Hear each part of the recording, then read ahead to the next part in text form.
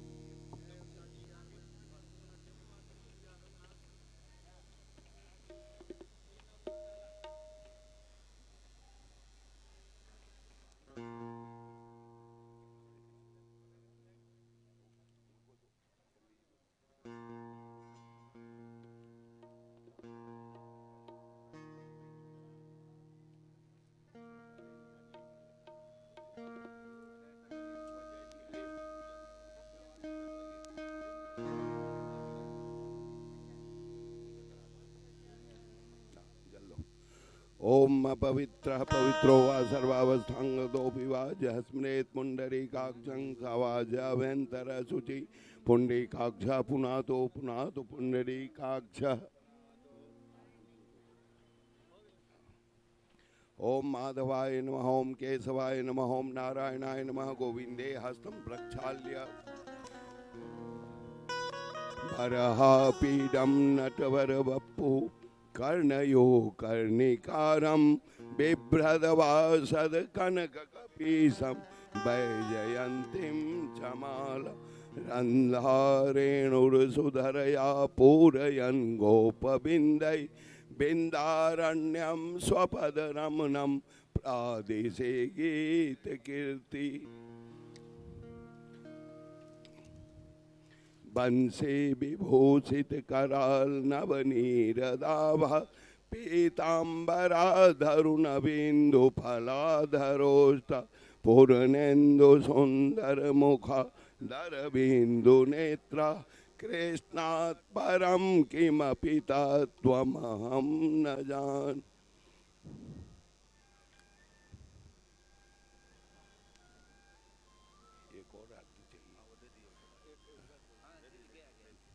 ओम ज्वालामालिन्यै नमः रत्नेश्वर्यै नमः सकलोपचारार्थे गन्धाक्षत पुष्पाणिं समर्पयामि।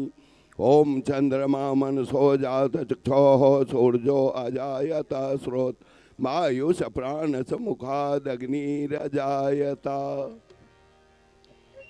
श्री भागवत भगवान की है आरती पापियों को पाप से है तारती। श्री भागवत भगवान की है आरती पापियों को पाप से है तारती। श्री भागवत भगवान की है आरती पापियों को पाप से है तारती। श्री भागवत भगवान की है आरती पापियों को पाप से है तारती।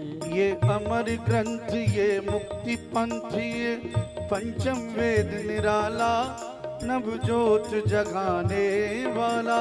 ये अमर ग्रंथ ये मुक्ति पंथ ये पंचम वेद निराला नभ जोत जगाने वाला।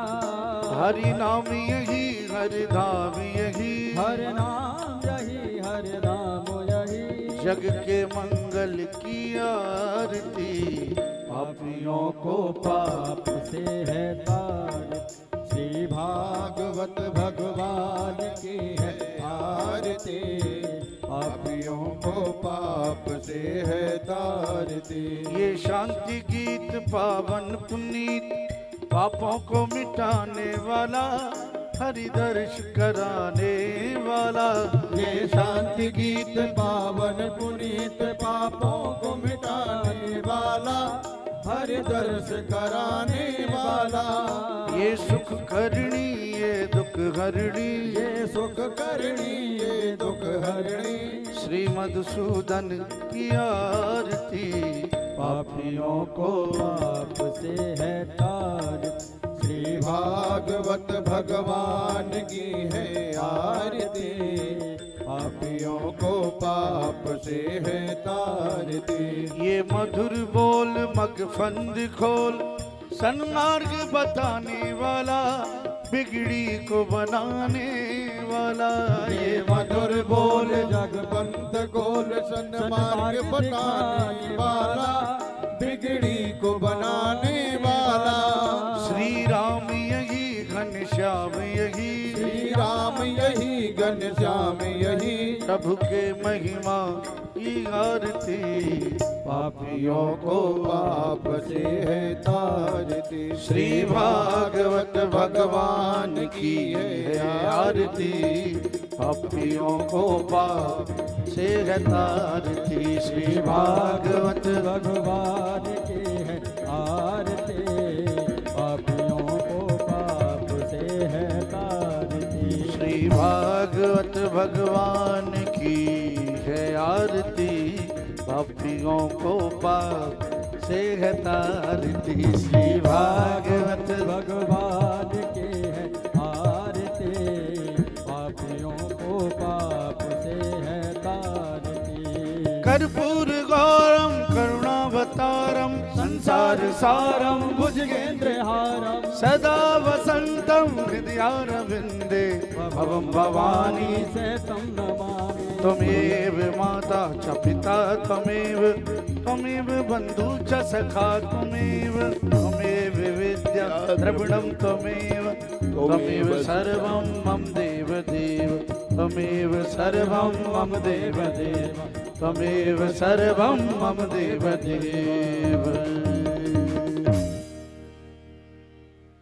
जलेन शीतलीकरणं पुष्पै देवाभिवन्दनम्।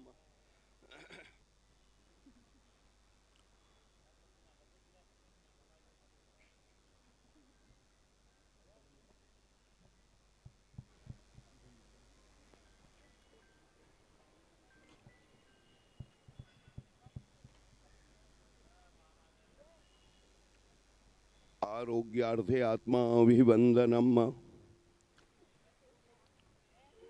हस्तौ प्रक्षाल्य हरि ओम जगेन जगमय जंत देवास्थानि धर्माणि प्रथमा न्यासन्न ते हनाकं महिमानः सचंत्रयत पूर्वे साध्याः सन्ति देवाः। त्वमेव माता च पिता त्वमेव बन्धो च सखा त्वमेव वेद्या द्रविणं त्वमेव सर्वं मम देव त्वमेव सर्वं मम देव। नाना सुगंध पुष्पाणि यथा कालोद्भवानि च पुष्पांजलिर्मय दत्तं गृहाणां परमेश्वर। श्री भागवत महापुराण पुरुषोत्तमाय नमः।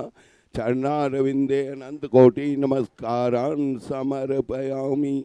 बोलिए भागवत महापुराण की, राधा कृष्ण भगवान की, व्यास जी महाराज की, आजुक समैया की जय जय श्री राधे।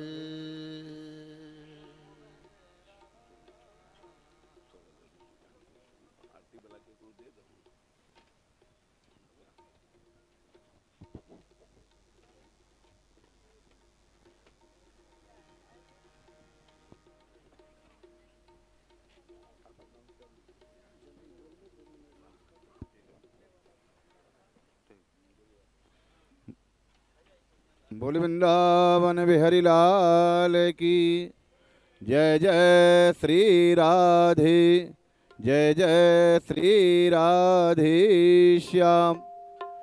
विक्रमादित्य एजुकेशन ट्रस्ट के द्वारा श्रीमद् भागवत सप्ताह ज्ञान यज्ञ चतुर्दिवस कांदीवली मुंबई से सभी भक्तों को जय जय श्री राधे।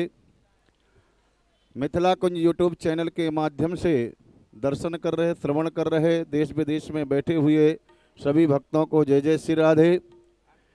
व्यास मंच पर विराजमान परम पूज्य वैष्णव कुलभूषण श्री महामंडलेश्वर श्री किशोरी शरण जी महाराज त्रिधाम वृंदावन मिथिला कुंज आश्रम, जिनके द्वारा मिथिला कुंज आश्रम में अनेकों प्रकल्प सेवा प्रकल्प चलाए जा रहे हैं, जैसे श्रीमद् भागवत महापुराण मंदिर का निर्माण कार्य, जिसमें श्रीमद् भागवत के 18,000 श्लोकों का शिलालेखन किया जाएगा और ये मंदिर 2026 में लास्ट तक ये तैयार होकर भव्य मंदिर के रूप में तैयार हो जाएगा।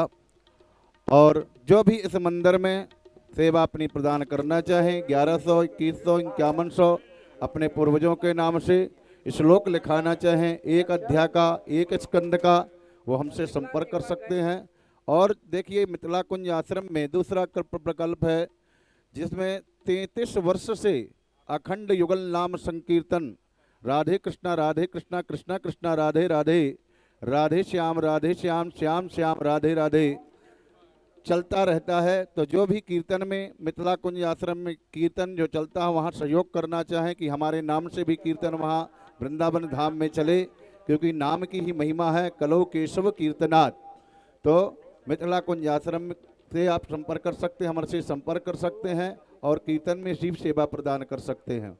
अब आइए और देखिए, जो महाराष्ट्री से दीक्षा लेना चाहते हैं वो प्रातः 10 बजे से 12 बजे तक का समय रखा गया है, मिलने का भी दीक्षा लेने का भी वो आप कर सकते हैं। अभ्यास मंच की ओर चलते हुए महाराष्ट्री से प्रार्थना करेंगे, उनके चरणों में निवेदन करेंगे कि आज चतुर्दिवस की कथा श्रवण करा करके हमें कृतार्थ करें। महाराष्ट्री जय श्री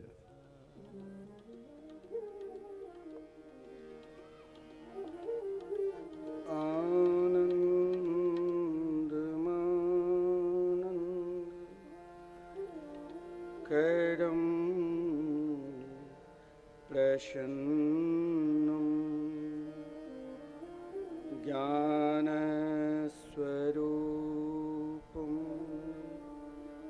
निजभावयुक्तं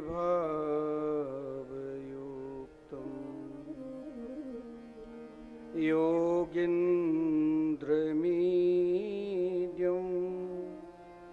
भवरो वैद्यं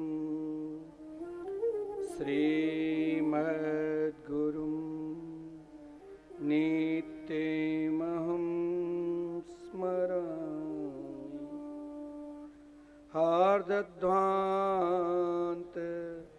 निरासवासरमणिरे विज्ञानवारानिधि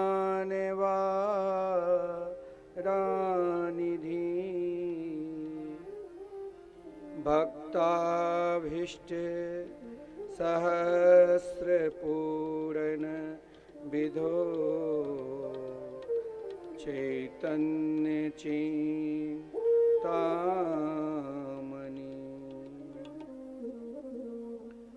सद्वृंगेप सित विष्णु भक्ति नलिनी व्याकोसे तोदय सुस्माकं कुरुतां भवार्तिशमनं निम्बार्क नामामुनि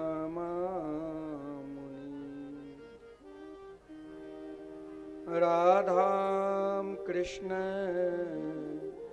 स्वरूपाम्बे कृष्णं राधा स्वरूपिणं कलात्मानं निकुञ्ज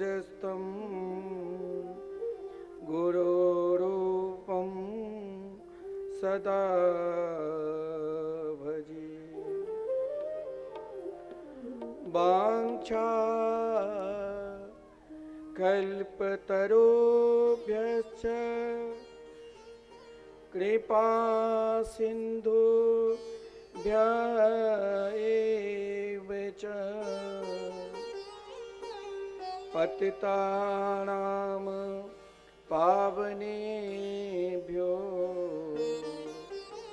वैष्णवेभ्यो नमो नमः।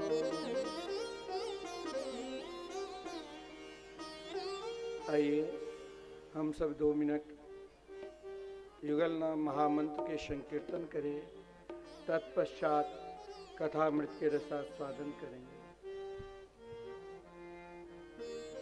राधे कृष्ण राधे कृष्ण कृष्ण कृष्ण राधे राधे राधे श्याम राधे श्याम श्याम श्याम राधे राधे। राधे कृष्ण राधे कृष्ण कृष्ण कृष्ण राधे राधे राधे श्याम राधे श्याम श्याम श्याम राधे श्याम। राधे कृष्ण राधे कृष्ण कृष्ण कृष्ण राधे राधे राधे श्याम राधे श्याम श्याम श्याम राधे राधे राधे कृष्ण राधे कृष्ण कृष्ण कृष्ण राधे राधे राधे श्याम राधे श्याम श्याम श्याम राधे राधे।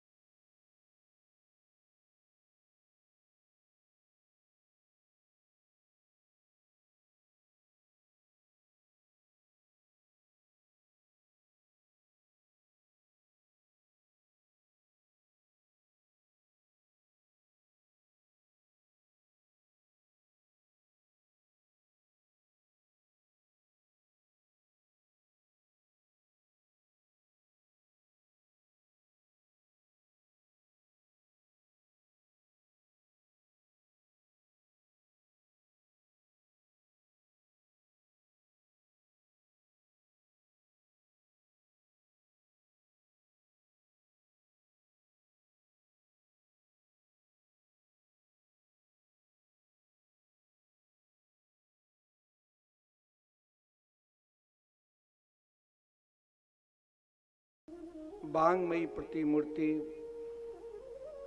मंगलमयी कथा में हम सब भागवत प्रेमी,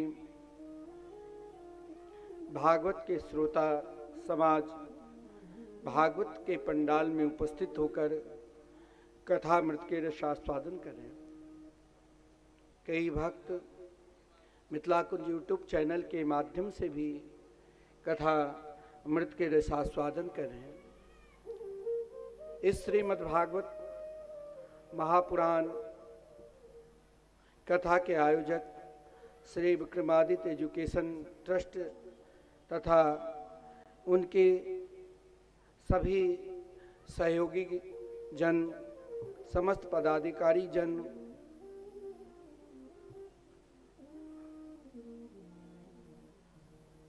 तथा नित्य प्रति भागवत रसास्वादन करने वाले भक्त यहाँ पर उपस्थित 108 भागवत के मूल पाठ करने वाले सभी आदरणीय विप्रगण, आइए हम सब मिलकर भगवान की दिव्य मंगलमयी, मधुरमयी, आनंदमयी कथा अमृत का रसास्वादन करें। कारण शास्त्र में कहा गया है कि सत्ये स्वर्गे च कैलासे वैकुंठे नास्त्यजम रस। हर रस सब जगह आपको मिल जाएंगे, लेकिन भागवत कथा अमृत रस एकमात्र इस भारत भूमि पर ही हम सबको मिलेंगे। इसीलिए जितने बार हो सके उतने ही बार इस कथा अमृत का हम सब रसास्वादन करें। विशेषकर हमें उस पर ध्यान देना है। कथा ऐसा कोई भी सनातनी नहीं है, ऐसा कोई भागवत प्रेमी नहीं है जो श्रीमद् भागवत महापुराण की कथा प्रसंग ना जानते हो, श्री रामचरितमानस के प्रसंग ना जानते हो। लेकिन ग्रंथ तो सबके पास है, उस ग्रंथ को पढ़ लेना सब पढ़ लेंगे, लेकिन उसका भावार्थ, जिस भावार्थ से सीधे हमें भगवान से संबंध हो जाए। भागवत में वैसे जिन जिन भक्तों की चरित्र है, उन सभी भक्तों को श्री कृष्ण के दिव्य प्रेममयी लीला में प्रवेश करने के लिए व्यक्तित्व को कहाँ और कैसे निर्भर होना चाहिए, ये सब कुछ भागवत में है। भागवत में नरक लोकों का भी वर्णन है और भागवत में नाम की महिमा का भी वर्णन है। और भागवत में भगवान से प्रेम हम कैसे करें, यह भी वर्णन है। देखिए, प्रेम अलग होता है और प्रेम की पराकाष्ठा अलग होती है। प्रेम की पराकाष्ठा में केवल भक्त और भगवान से संबंध बन जाता है, और प्रेम में उस स्तर तक पहुंचने के लिए एक मार्ग बन जाता है। दोनों शब्द एक ही है, प्रेम और प्रेम की पराकाष्ठा। वहां हम गोपी और कृष्ण भाव में डूब जाते हैं। यहाँ हम जब प्रेम मार्ग पर चलते हैं तो उस मार्ग के लिए भगवान से हम विनती करते रहते हैं, भगवान से हम प्रार्थना करते रहते हैं। चाहे महाराज देवराज इंद्र, जिस इंद्र ने हमारे शास्त्र में कहा गया है, कुछ मद जब आपको स्वयं अपने आप को अनुभव होने लग जाए तो मान लेना कि इस मद कहीं ना कहीं हमें गिरा तो नहीं रहे, कहीं हम स्वयं अपने आप में अपने उलझन में तो नहीं पड़ गए हैं। विद्या रूप महत्व कला धन यौवन अभिमान सद कंटक देखे जहां रहत न भक्ति निदान।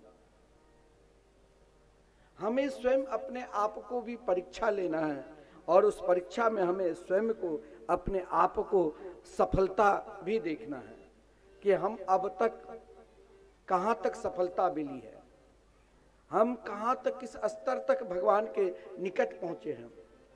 कभी कभी क्या होता है, निकट रहकर भी हमें गिरना पड़ता है और गिरने के मार्ग भी प्रबल है, कोई छोटे मोटे मार्ग नहीं है। बड़े बड़े विद्वान शास्त्र पुराण के ज्ञाता फिर भी महाराज अगर उसे भगवान की भक्ति कहो, नाम जाप करने के लिए कहो तो अपने शास्त्र का उपाख्यान बताने लग जाते हैं। हम एक दूसरे की सुंदरता देखते हैं, बहुत सुंदर बहू मिले, बेटा बहुत सुंदर है। कभी कभी रूप भी, क्या भगवान से कोई संसार में सुंदर होंगे? आगे प्रसंग आप श्रवण करोगे कि भगवान ने एक क्षण के लिए मोहिनी रूप धारण किया तो संसार के केवल देवता ही नहीं, मनुष्य ही नहीं, असुर भी मोहित हो गए। हम तो रोज सुंदर बनते हैं और रोज ये सुंदरता समाप्त होती है। जो हम बाल्यावस्था में थे वो युवावस्था में नहीं, जो युवावस्था में है वो धीरे धीरे वृद्धावस्था तक प्राप्त होते होते ना जाने ये सुंदरता कितनी बार बदल जाएगी। फिर हम स्वयं को क्यों अभिमान करें? हम बहुत सुंदर हैं। कभी कभी सुंदरता भी व्यक्ति को पतन की ओर ले जाते हैं। बड़े कुल में बड़ेपन का अभिमान, कल तक मेरे पास कोई समर्थ नहीं था, आज हम बहुत बड़े हो गए। देखिए, बड़ेपन का अभिमान किसे नहीं आता है? जो अध्यात्म से पूर्ण रूप से जुड़ा हुआ है, उनकी चाहे आप खूब स्तुति कर लो, खूब निंदा कर लो, वो मौन रहेंगे, बोलेंगे भी तो समय पर। तो कभी कभी बड़ापन के भी अभिमान हो जाते। धन के, महाराज धन के तो अभिमान बहुतों को हो जाता। यह वाणी की, ये सब एक मार्ग है, रुकावट मार्ग। लेकिन इस रुकावट में, चाहे मैंने कहा अगर भगवान की भक्ति से आप तनिक दूर है तो रुकावट आप किसी भी स्थिति में है, चाहे आप उनके निकट रहकर भी आपका पतन हो सकता है। ऐसा नहीं, हर शास्त्र में कहते हैं कि सदगुरु के सानिध्य में रहने से आपके जीवन में किसी भी प्रकार की रुकावट नहीं आएगी। लेकिन जब आप अपने मद में अभिमानी हो जाएंगे तो चाहे बृहस्पति जैसे सदगुरु आपको क्यों ना मिल जाए, बृहस्पति जैसे सदगुरु मिलने पर भी आपको अपना पहचान से दूर हो जाओगे। उस स्तर तक जाकर भी आप चाहे देवराज इंद्र की तरह ही समर्थशाली क्यों ना बन जाए। इंद्र से बड़ा कौन समर्थशाली हो सकता है? जिनके निकट निरंतर उनके गुरुदेव बृहस्पति जी थे। लेकिन मद ने कहां तक ला दिया? ब्रह्म हत्या तक की पाप करा दिया। मद आने पर घर बिखरने लग जाते हैं, परिवार बिखरने लग जाते हैं, समाज में बिखराव होने लग जाता है। मद केवल यही है नहीं, मदरा शराब कोई पी लिया वो तो 1-2 घंटे के लिए मतवाले रहेंगे, फिर वही स्थिति में आ जाते हैं। लेकिन यह मद जब व्यक्ति को आ जाते हैं तो बड़े बड़े साधु संत महात्मा को भी वो अपने आगे कुछ समझते ही नहीं। मद ऐसा है जो उनके मद पल पल नष्ट हो रहा है, फिर भी वो अपने आप को संभल नहीं रहे। इंद्र का मद, एक बार कौन कहे, कई बार उनके अभिमान नष्ट हुआ। पहला अपने गुरु का ही अपमान करने लगे। हर व्यक्ति को जीवन में कोई ऐसे संत को पकड़ो, ठीक है, आपके मार्गदर्शक, आप अपने जीवन के आदर्श, अनेक आध्यात्मिक सदगृहस्थ को गुरु बनाए हैं, उनकी बात मानते हैं, लेकिन कोई ऐसे महात्मा विरक्त के आश्रित हो जाओ जो आपको किसी भी अवस्था में उनको मद नहीं आएंगे। अरे बृहस्पति जी को जब मद आ गया, इंद्र ने तनिक अभिमान कर दिए तो भाई अपने शिष्य को ही छोड़ दिया, अब तुम मरो और जियो। यही है साधु। साधु छोड़ते नहीं, साधु आपको पकड़ने की कोशिश करेंगे। बृहस्पति जी ने छोड़ दिया, पहचान भी दिखाया, तुम मद में हो।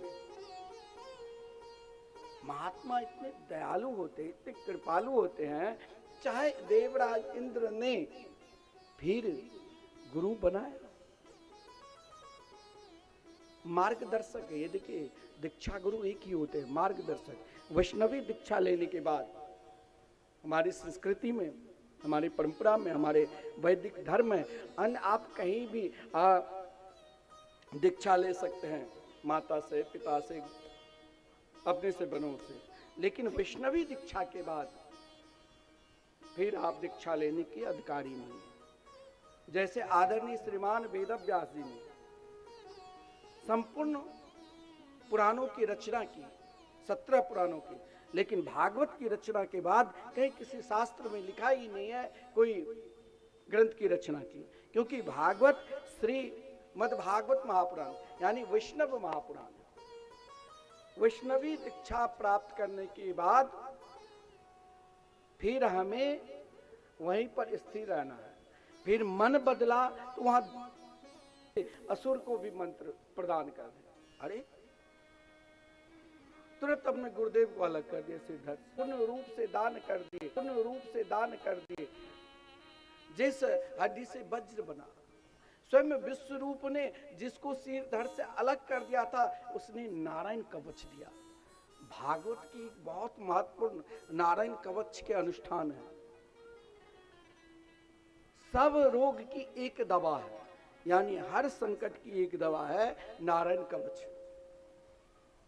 सुरक्षा दृष्टि से, धन दृष्टि से, बल दृष्टि से, जो भी भाव से आप नारायण कवच के पाठ करोगे, क्योंकि नारायण कवच वैसे तो श्रीमद् भागवत महापुराण के एक एक मंत्र सिद्ध है। कोई ऐसा मंत्र नहीं है जिस मंत्र को आपने पकड़ लिया और नित्य उच्चारण के संपूर्ण मंत्र, जैसे आप श्री रामकृष्ण के मंगल में नाम का स्मरण करते हैं ना, उसी प्रकार श्रीमद् भागवत महापुराण के आप कुछ मत बोलिए, एक भी श्लोक भी ना बोलिए। जो श्लोक सबको आते हैं, कृष्णाय वासुदेवाय हरे परमात्मने प्रणतः क्लेशनाशाय गोविंदाय नमो नमः, यह भी मत बोलिए। केवल श्रीमद् भागवत महापुराण निरंतर बोलते रहिए, यह भी आपके जीवन का मंत्र है।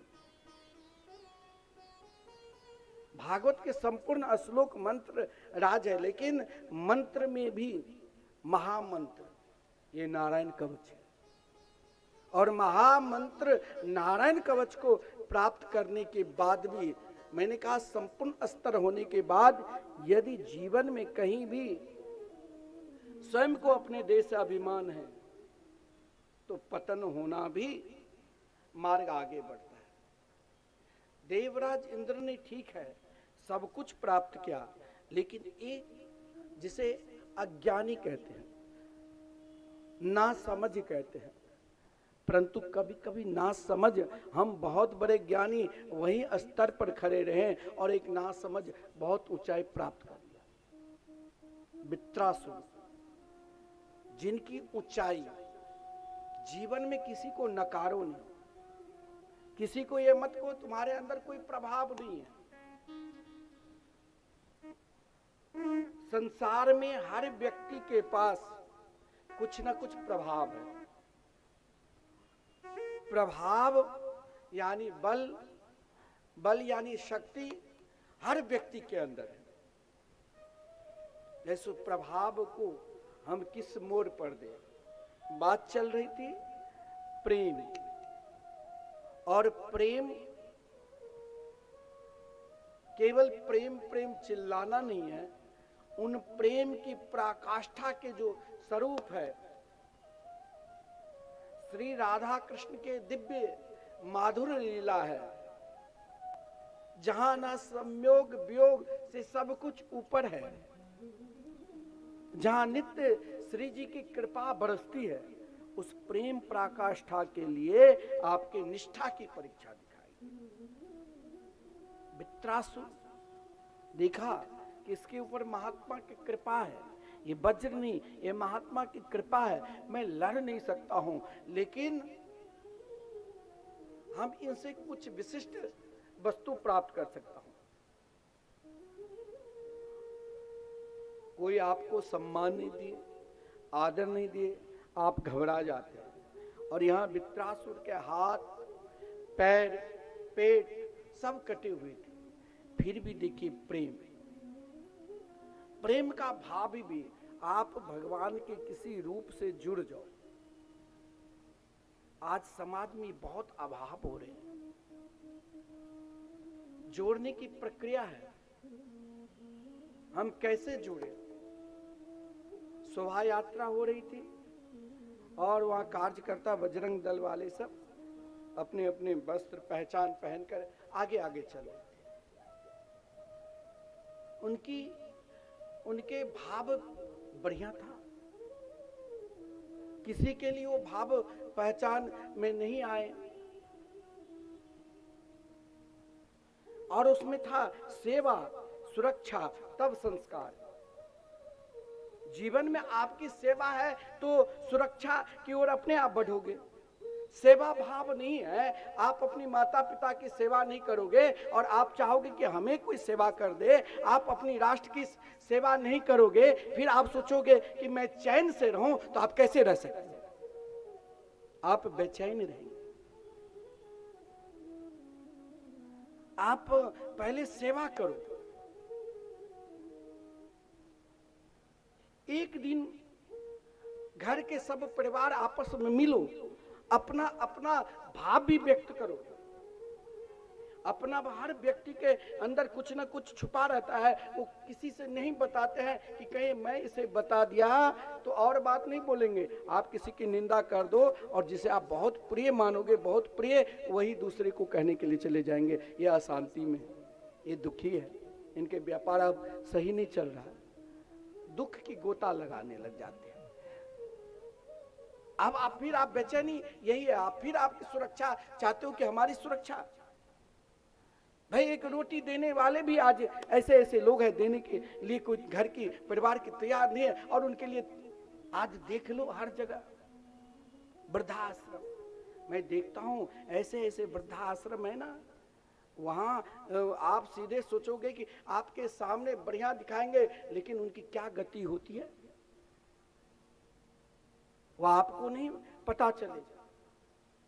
क्योंकि आप जिसको जहां भेजते हैं वहां की आचना आप स्वयं, जिन माताओं पिता को आप स्वयं आश्रित हो ना, क्योंकि आपके अंदर सेवा नहीं है। तो आप बहुत लोग इससे हम क्या आप सुरक्षा करें, अब इनको कहीं दे दें। फिर आप सोचते हो कि मेरे लड़के बच्चे के वो संस्कार नहीं है, हमने पढ़ाया लिखाया तो आप उससे अलग मत हो। आज अलग होने के लिए ठीक है, ये यंत्र मोबाइल सबकी सुविधा है, लेकिन वो अलग भी करा रहे हैं। उस यंत्र में हम सब अपने आप मस्त रहते हैं, खोजते हैं कि इस यंत्र में ऐसा क्या चीज है जो हम चैन से रहे। जहां चैन है, जहां हमको पहचानना है, जो उसको हम अब दूरियां बना रहे हैं। दूरियां का भी कारण है, निकट कैसे रहना है और दूरियां कैसे बनाना है। आप मानते हैं, आप उसे आदर देते हैं, आप उनको सम्मान देते हैं, आप उनको प्रेम करते हैं, लेकिन दूरियां बन रही है। हमें अपने संस्कार को जगाना है, हमने अपने पहचान दिलाना है, हमें एक दूसरों को स्वयं को जगाना है। चाहे आपको कोई भी कितने जगाने आ जाए, जब तक आप स्वयं अपने संस्कार को आगे नहीं बढ़ाओगे, तब तक आप क्या दूसरों को जगा लोगे। पहले अपना संस्कार सुधारो ना, अपना संस्कार सुधरेगा तब दूसरों को आप जगा पाओगे। नहीं महाराज, हम तो संस्कार देते हैं, संस्कार की प्रक्रिया भी, उस प्रेम की प्रक्रिया, उस संस्कार को उसे प्रेम कह दो चाहे संस्कार कह दो, लेकिन उसका भाव वित्रासुर ने भगवान से बड़ा सुंदर प्रार्थना की थी और क्या कहा कि प्रभु कभी कभी ऊंचाई व्यक्ति को नीचे गिरा देते हैं, उतनी स्तर पर हो जितनी स्तर पर हम सदा एक समान बने रहे, और उस स्तर के लिए स्वयं अपने आप को सोचना पड़ेगा। आज आपके अंदर बहुत प्रभाव है, तो अपनी प्रभाव से लोगों की प्रशंसा भी सुनते हो, और उसी प्रभाव में कोई आपकी निंदा करने लग जाए तो आपको दुख होता है। प्रभावशाली होते हुए भी अगर आपकी बात आपके समान नहीं बोलते हैं तो आपको दुख उत्पन्न होता है। ये क्यों होता है? क्योंकि मेरे अंदर वो संस्कार नहीं, मेरे अंदर अपना बड़पन छुपा हुआ है, मेरे अंदर अपना अभिमान छुपा है कि मैं ही सर्वोपरि हूं। इस सर्वोपरि को दूर कैसे करना है, इस सर्वोपरि को अपने जीवन से कैसे हटाना है, इसके लिए जीवन का किस राह पर मुझे तैयार रहना है, जिस राह पर हर स्थिति में, बाल्यापन, वृद्धा युवावस्था और वृद्धावस्था, हर स्थिति में मुस्कुराहट बनी रहे। इसके लिए वित्रासुर ने भी भगवान से यही कहा था, जीवन की मुस्कुराहट हर स्थिति में बनी रहे, इसके लिए क्या उपाय है, इसके लिए कौन सी साधना है, इसके लिए कौन से ऐसा मंत्र है, इनके लिए कौन सा ऐसा उपाय है जिस उपाय करने मात्र से मेरा मन आप में लगे रहे, यानी मेरा मन परमात्मा में लगे।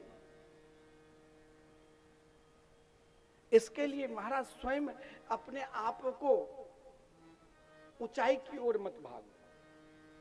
बहुत भगवान धन दिया है और या कुछ नहीं दिया है, लेकिन अपने प्रभाव को एक समान तभी रख सकते हो जब आप पूर्ण रूप से, चाहे आप राष्ट्र में समर्पित हो जाओ, चाहे आप अपने धर्म परिवार में समर्पित हो जाओ, और चाहे भगवान में समर्पित हो जाओ। लड़ाई किस बात की घर में होती है?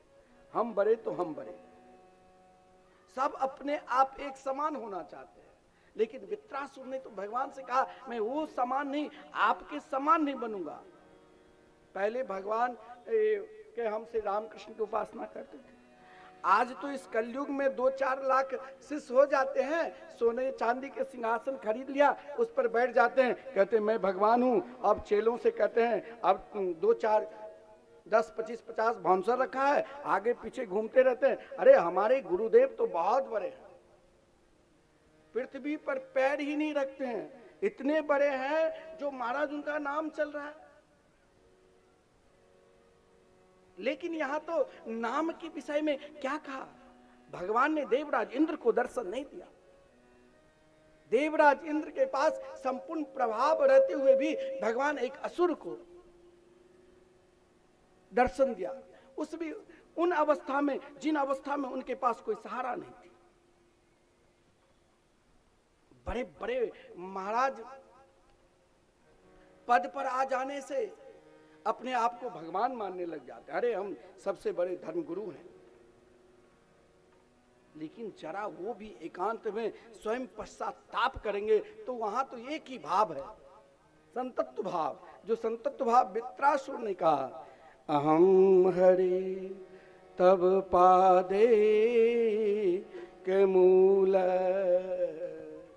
दासानुदासो भवतास्मि भूय मनस्मरेता सुपतेर्गुणांस्ते गृणीत वा कर्म करो तु काया। हम किसके हैं, हमें अपना पहचान देना है। हर व्यक्ति अपना पहचान अपना बड़ेपन से ही शुरुआत करते हैं, लेकिन भगवान कहते हैं मेरे पास यदि अपना पहचान देना है तो अपने छोटेपन से दो। इसीलिए तो वित्रासुर ने कहा प्रभु मैं जानता हूं मेरा स्तर वहां तक नहीं पहुंचा जो हम सीधे आपके पास पहुंचे। अपने स्तर को ऐसे रखो जो मुझे महाराज उन समाज से भी जुड़ना है, उन व्यक्ति से भी जुड़ना है, जो व्यक्ति हमें नकारा है उसे भी हमें मिलकर उनको सम्मान देना है, उनको आदर देना है, वो भी हमारा ही है। यही हमको पहचानना है, तभी हम सनातनी कहलाएंगे कि वो भी हमारा है जिसे मैं कल तक नकारा। चाहे हमें आज बहुत कुछ मिल गया है लेकिन वो हमारा है। उस हमारापन के लिए, उस मेरापन के लिए, समझने के लिए आपको भी समझना पड़ेगा। और कैसे समझोगे? अहम हरे तब पादे के मूल दासानुदासो भवतास्मि भूय। स्वयं को समझने के लिए अपने आप को उसमें ढल जाओ। कैसे ढलूं? अपने आप को कैसे ढलूं? महाराज ढलने के लिए यहां दो भाव है। आपको स्वयं को अपने आप बड़ेपन रखना है तो यह भी भाव है। उस भाव में तनिक दुख भी है, उस भाव में तनिक अशांति भी है, उस भाव में तनिक बेचैनी भी है। जैसे देवराज इंद्र के बेचैनी भी है, अशांति भी है, दुखी भी है। लेकिन वित्रासुर ने कहा मुझे आप उन भाव में डूबना है जिस भाव को प्राप्त करने के बाद फिर दूसरा भाव ही न लगे हृदय। आप महाराज स्वयं अपने ही घर में 4 सदस्य है, उस भाव को यदि आपने इस भाव को रखा, ऊंचाई के अंत नहीं है। कोई कहेंगे कि हम भगवान को अपनी ऊंचाई की बदौलत प्राप्त कर ले, ये हो ही नहीं सकता है। हम लोगों को कोई कहते हैं कि महाराज ये बहुत बड़े हो गए, मैं उसे कहता हूं किस बात की बड़े?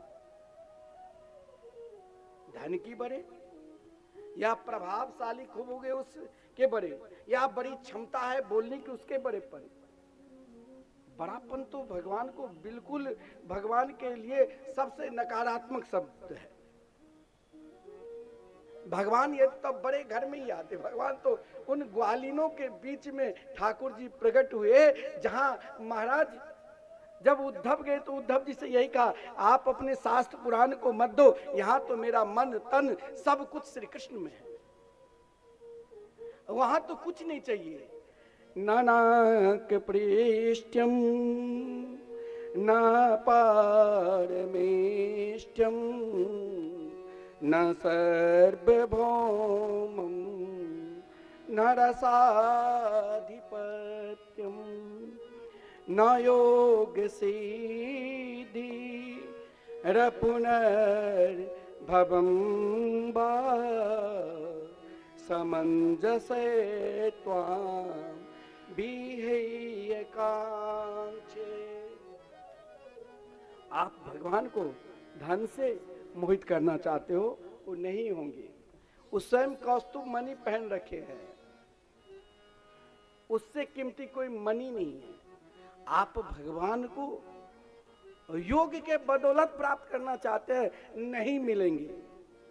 उसमें भी भटकाव है। अरे आप घर में योगा रोज करते हो, 2-4 दिन में शरीर अस्वस्थ हो गए तो छोड़ देते।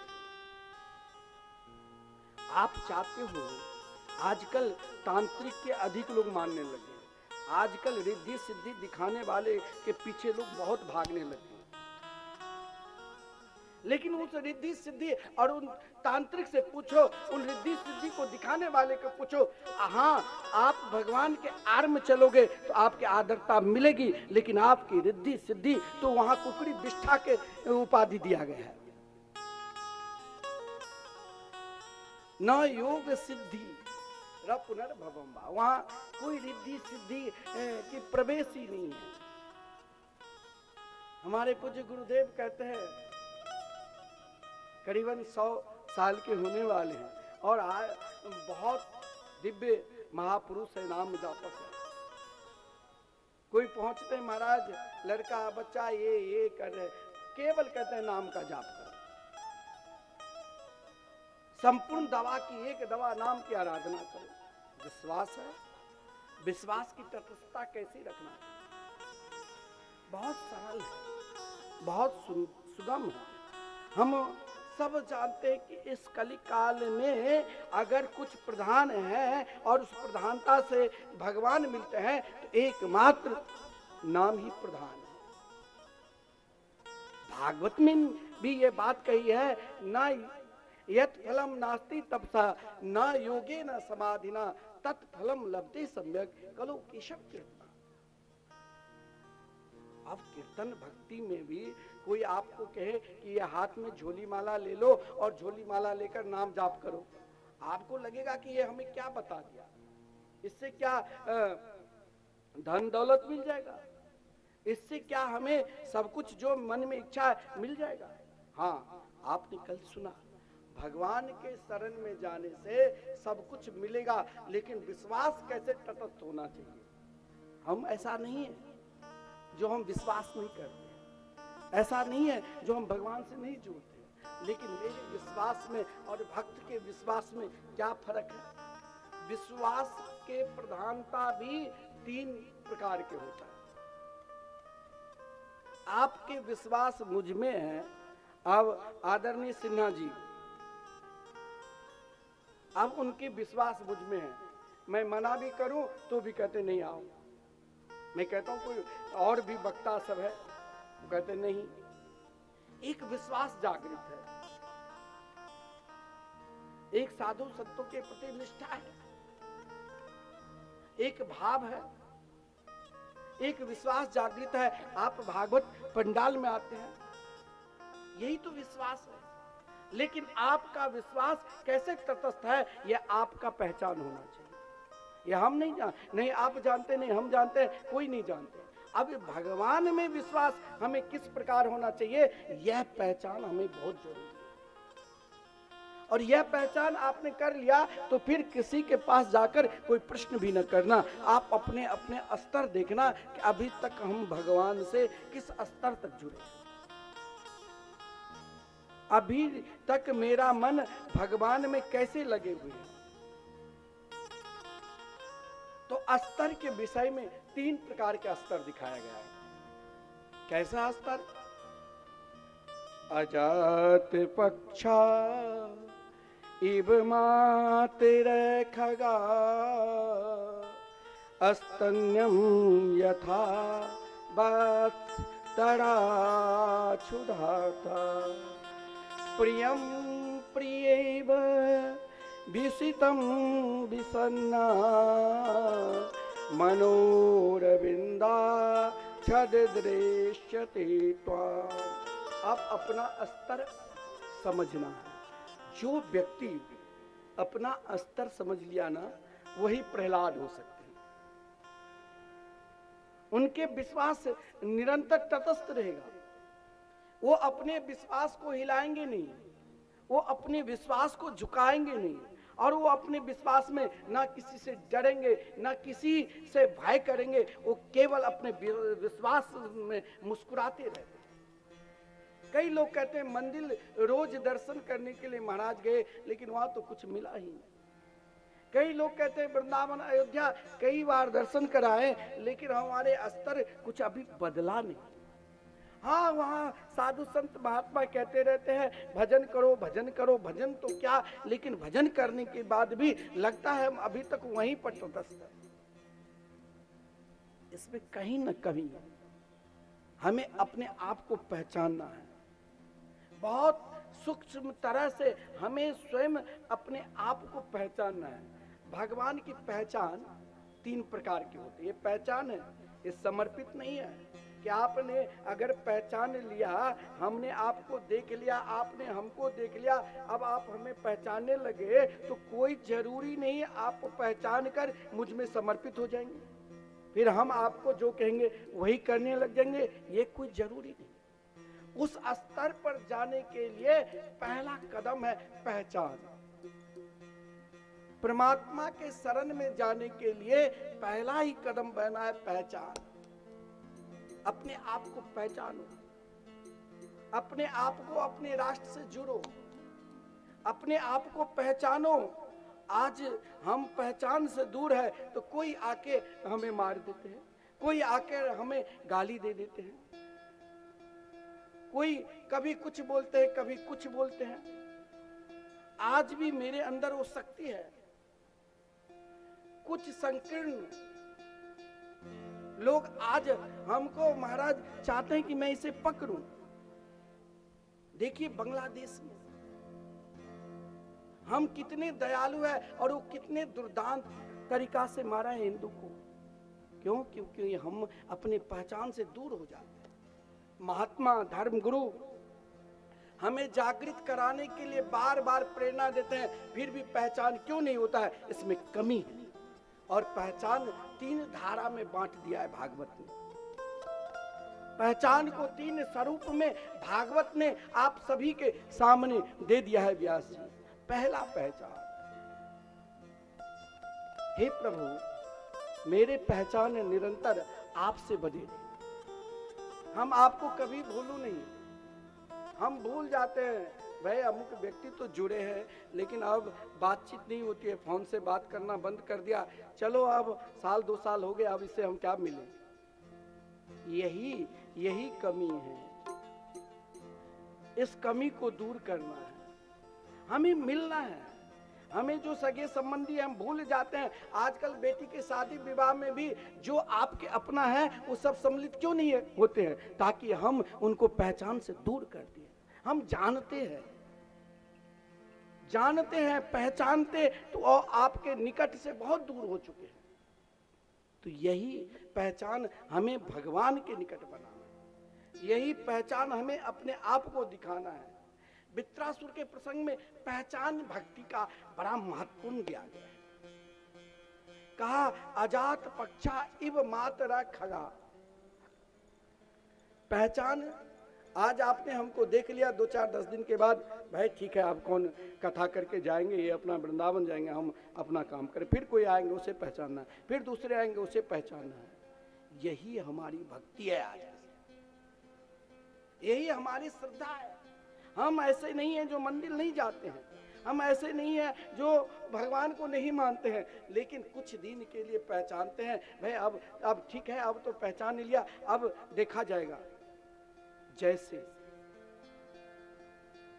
चिड़िया है घोंसला में, छोटी छोटी चिड़िया, और उनकी पक्षी तब तक उनके सहारा देते रहते हैं जब तक वो स्वयं उनके पंख न हो जाए।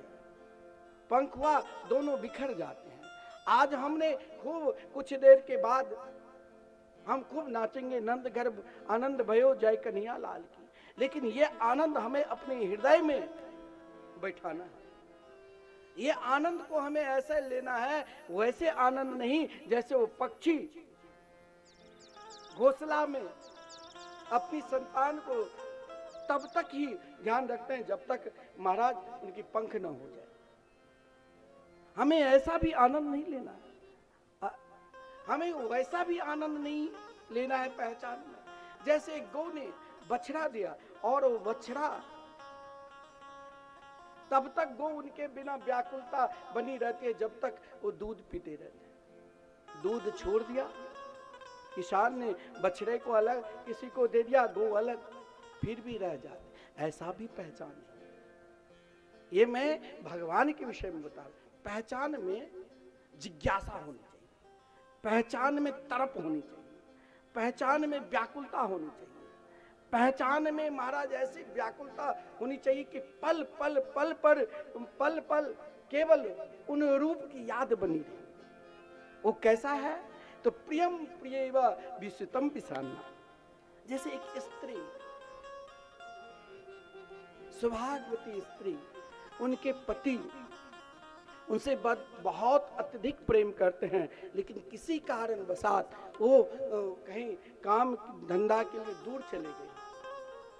आज समय दिया कि अमुक तारीख को इतने बजे इतने समय में आना है, वो तैयार बैठी हुई है, लेकिन वो समय जो समय है 5 बजे को 6 बज गए, लेकिन उनकी व्याकुलता जो बढ़ रही है, तरफ जो बढ़ रही है, अनेक प्रकार के व्याकुलता में शंका होती है।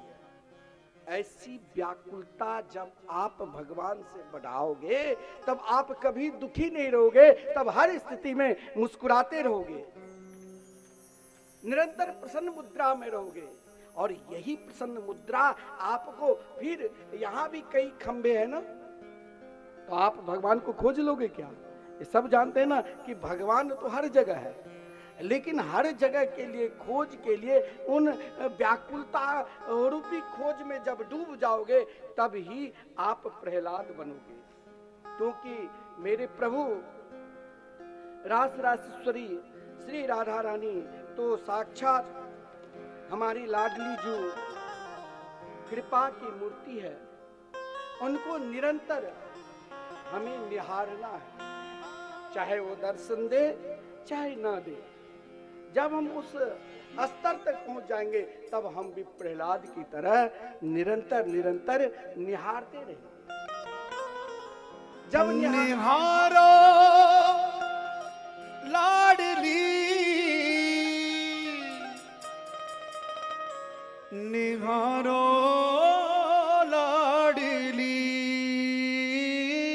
निहारो लाडली, निहारो स्वामिनी, करुणा भरी नजर से निहारो लाडली, करुणा भरी नजर से निहारो लाडली, करुणा भरी नजर से निहारो लाडली, करुणा भरी नजर से निहारो लाडली, हो निहारो लाडली, निहारो लाडली, निहारो लाडली, निहारो स्वामिनी, निहारो लाडली, निहारो स्वामिनी। निहारो ताली बजाते हुए जय हो। निहारो हे करुणामयी, स्वामिनी, करुणा भरी नजर से निहारो लाडली, करुणा भरी नजर से निहारो लाडली, करुणा भरी नजर से जय हो। निहारो लाडली, करुणा भरी नजर से निहारो लाडली। जय हो श्री राधे। थाली बजाते हुए हरि बोल। श्री राधे।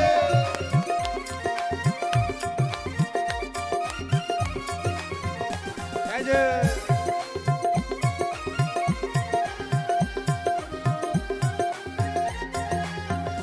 बड़े भाव से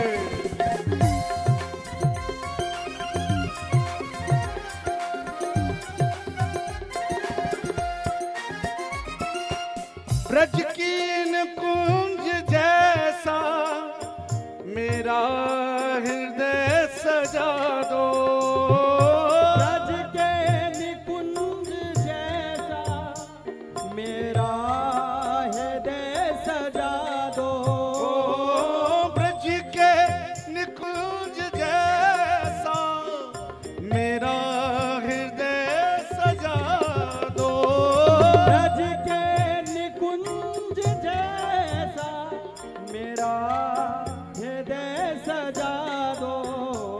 उस कुंज में निरंतर, उस कुंज में निरंतर बिहारो लाडली, उस कुंज में निरंतर बिहारो लाडली।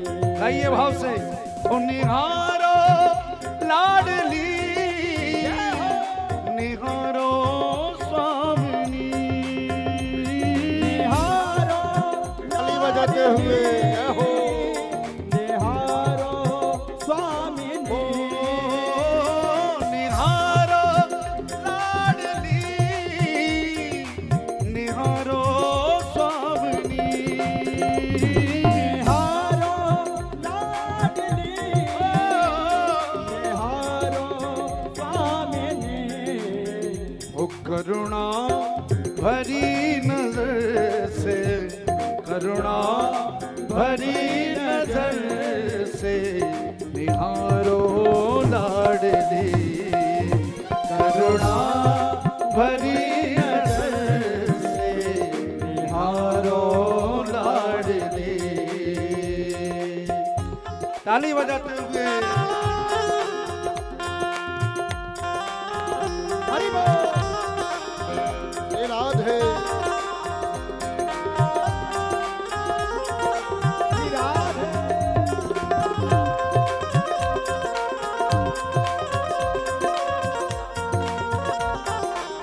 जय जय।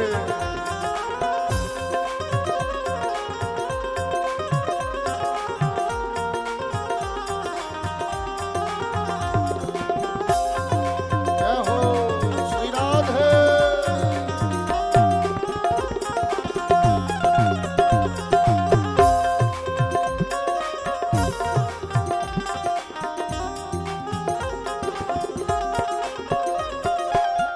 कोई नहीं हमारा तेरा नाम धाम प्यारा, कोई नहीं हमारा तेरा नाम धाम प्यारा। हे प्यारी, कोई नहीं हमारा तेरा नाम धाम प्यारा, कोई नहीं हमारा तेरा नाम धाम प्यारा। श्यामा को तेरे नाम का, श्यामा को तेरे नाम का सहारा लाडली, श्यामा को तेरे नाम का सहारा लाडली। ओ करुणा भरी नजर से निहारो लाडली, करुणा भरी नजर से निहारो लाडली। ओ निहारो लाडली, निहारो लाडली, निहारो लाडली, निहारो स्वामिनी। निहारो लाडली, निहारो स्वामिनी, निहारो लाडली, निहारो स्वामिनी। गाइए भाव से, करुणा भरी नजर से, करुणा भरी नजर से निहारो लाडली, करुणा भरी नजर से निहारो लाडली, करुणा भरी नजर से निहारो लाडली, करुणा भरी नजर से निहारो लाडली, ओ करुणा भरी नजर से निहारो लाडली, करुणा भरी नजर से निहारो लाडली, निहारो लाडली, निहारो लाडली, निहारो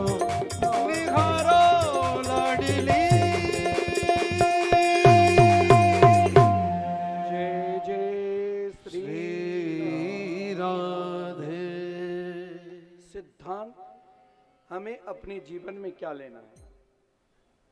अपने सिद्धांत को पूर्ण रूप से जब हम निरंतर बढ़ाते रहेंगे, हमने भगवान को जान गए, लेकिन केवल जानने से नहीं होगा, केवल पहचानने से ही नहीं हुआ, लेकिन अब उन पहचान में तटस्थ रहना है,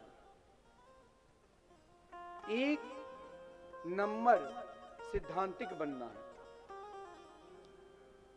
निष्ठावान बनना है। चाहे रुकावट नाना भांति के आ जाए, चाहे कष्ट नाना भांति के हो जाए, परेशानी नाना भांति के हो जाए, लेकिन हम जब पहचान लिए और पहचान कर जब हम उनमें डूब गए, डूबने का 3 प्रकार की प्रक्रिया आप जान गए। अब हमें केवल निहारना है,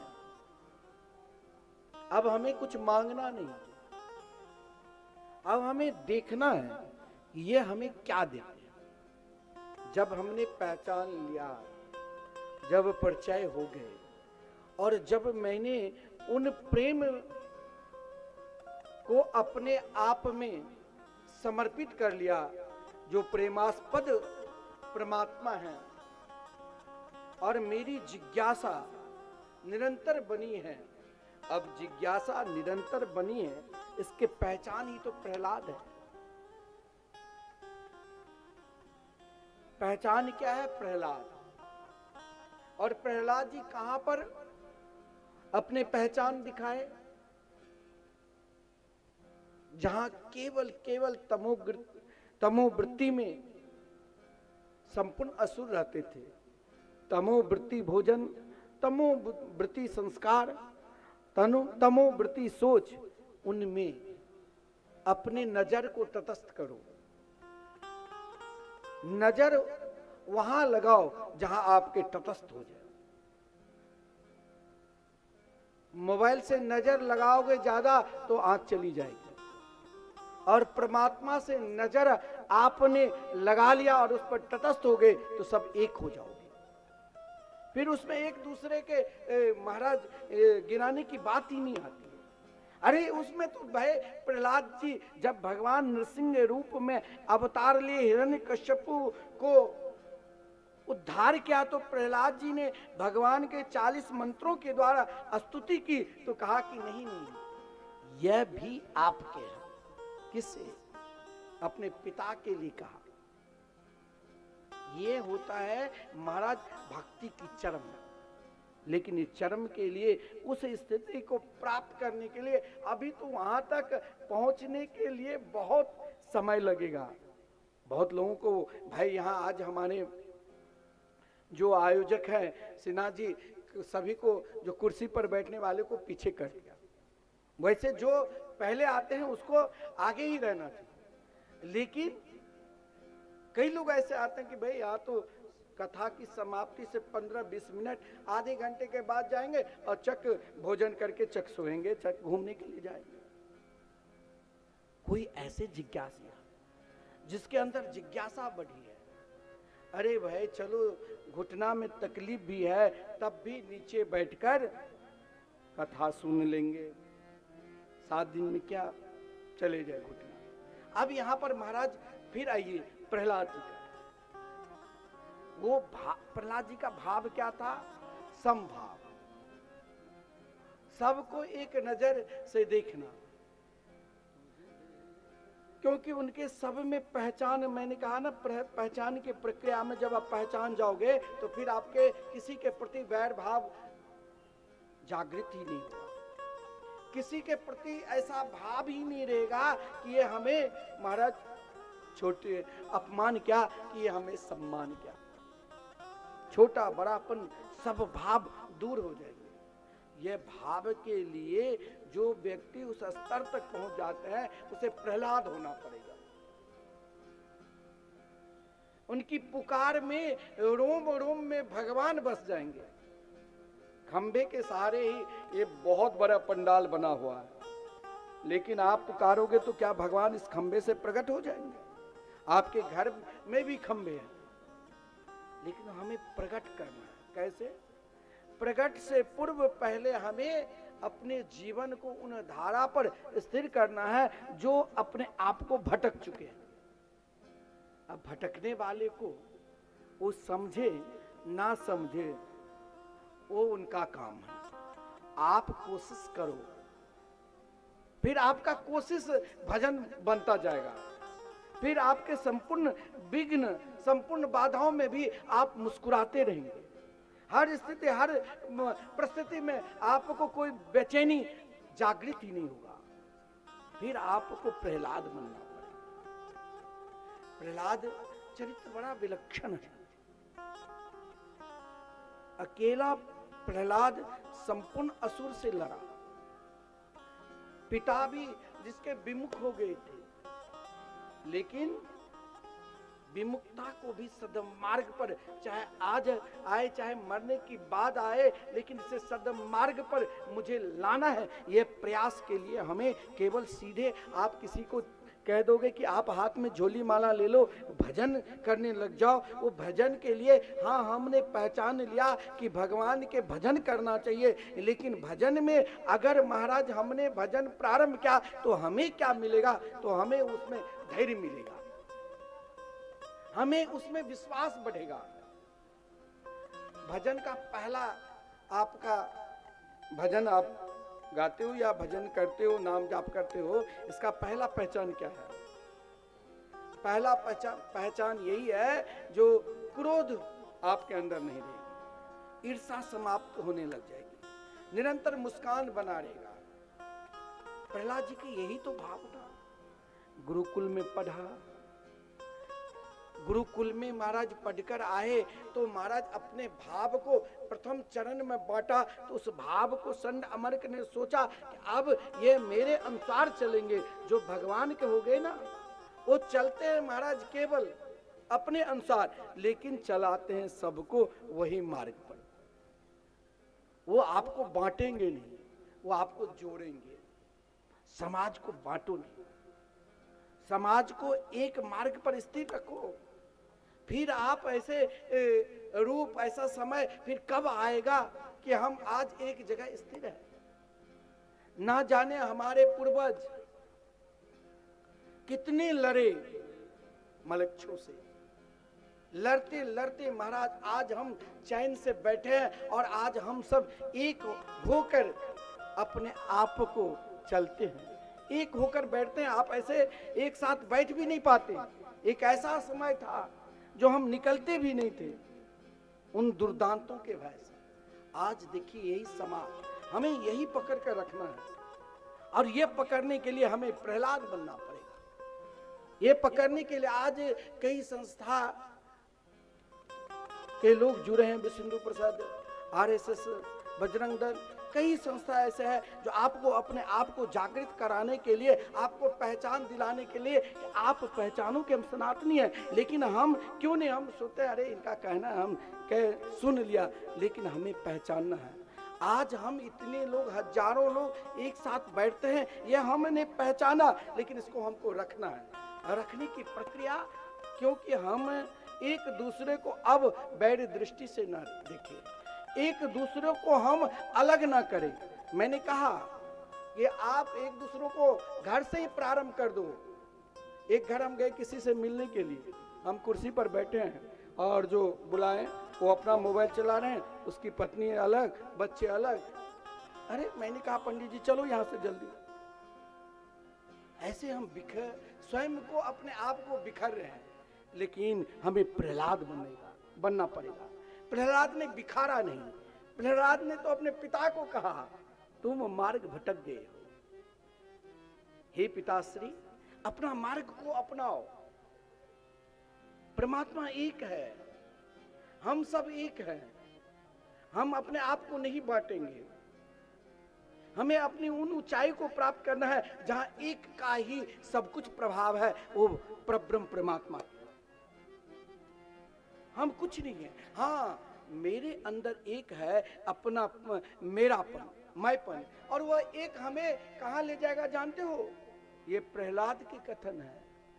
हित्वात्म पातम गृह मंद कूपम वनम गतो यद धरिम आश्रित। हम स्वयं को गिर रहे हैं, हम अपने पहचान को बहुत छुपा रहे हैं कि हमें कोई पहचाने नहीं। हमें अपने आप को हमें सफाई देना पड़ता है। आजकल सफाई की प्रक्रिया बहुत बड़ी चली है। बड़े बड़े धर्माचार्य हो या बड़े बड़े महाराज पद पर बैठे हो, उस तुरंत सफाई दे देते हैं। महाराज हमने तो बिल्कुल स्वच्छ हूं, लेकिन आपका स्वच्छ का क्या प्रमाण है? आजकल देखो ये हम अभी YouTube से कथा चल रही है, बहुत बढ़िया है, ये समाज के लिए बहुत अच्छी चीज है। लेकिन आजकल क्या हो गया है, वो सब कुछ पैसा देकर अपना यूट्यूबर को कहते हैं आप किसी तरह हमको बढ़ाओ ताकि हमें विदेशी पैसा मिले। यही आक्रांता एक दिन आपको लूटा है, और वही आक्रांता के पैसा के लिए आप अपने आप को, अपनी भाषा की मर्यादा को ना जाने कहां जहन्नम में डाल रहे हो। आप अपने आप को, अपनी भाषा कहां कैसी बोलनी चाहिए यह आपको पता नहीं। आज देखो समाज कहां किस ओर जा रही है।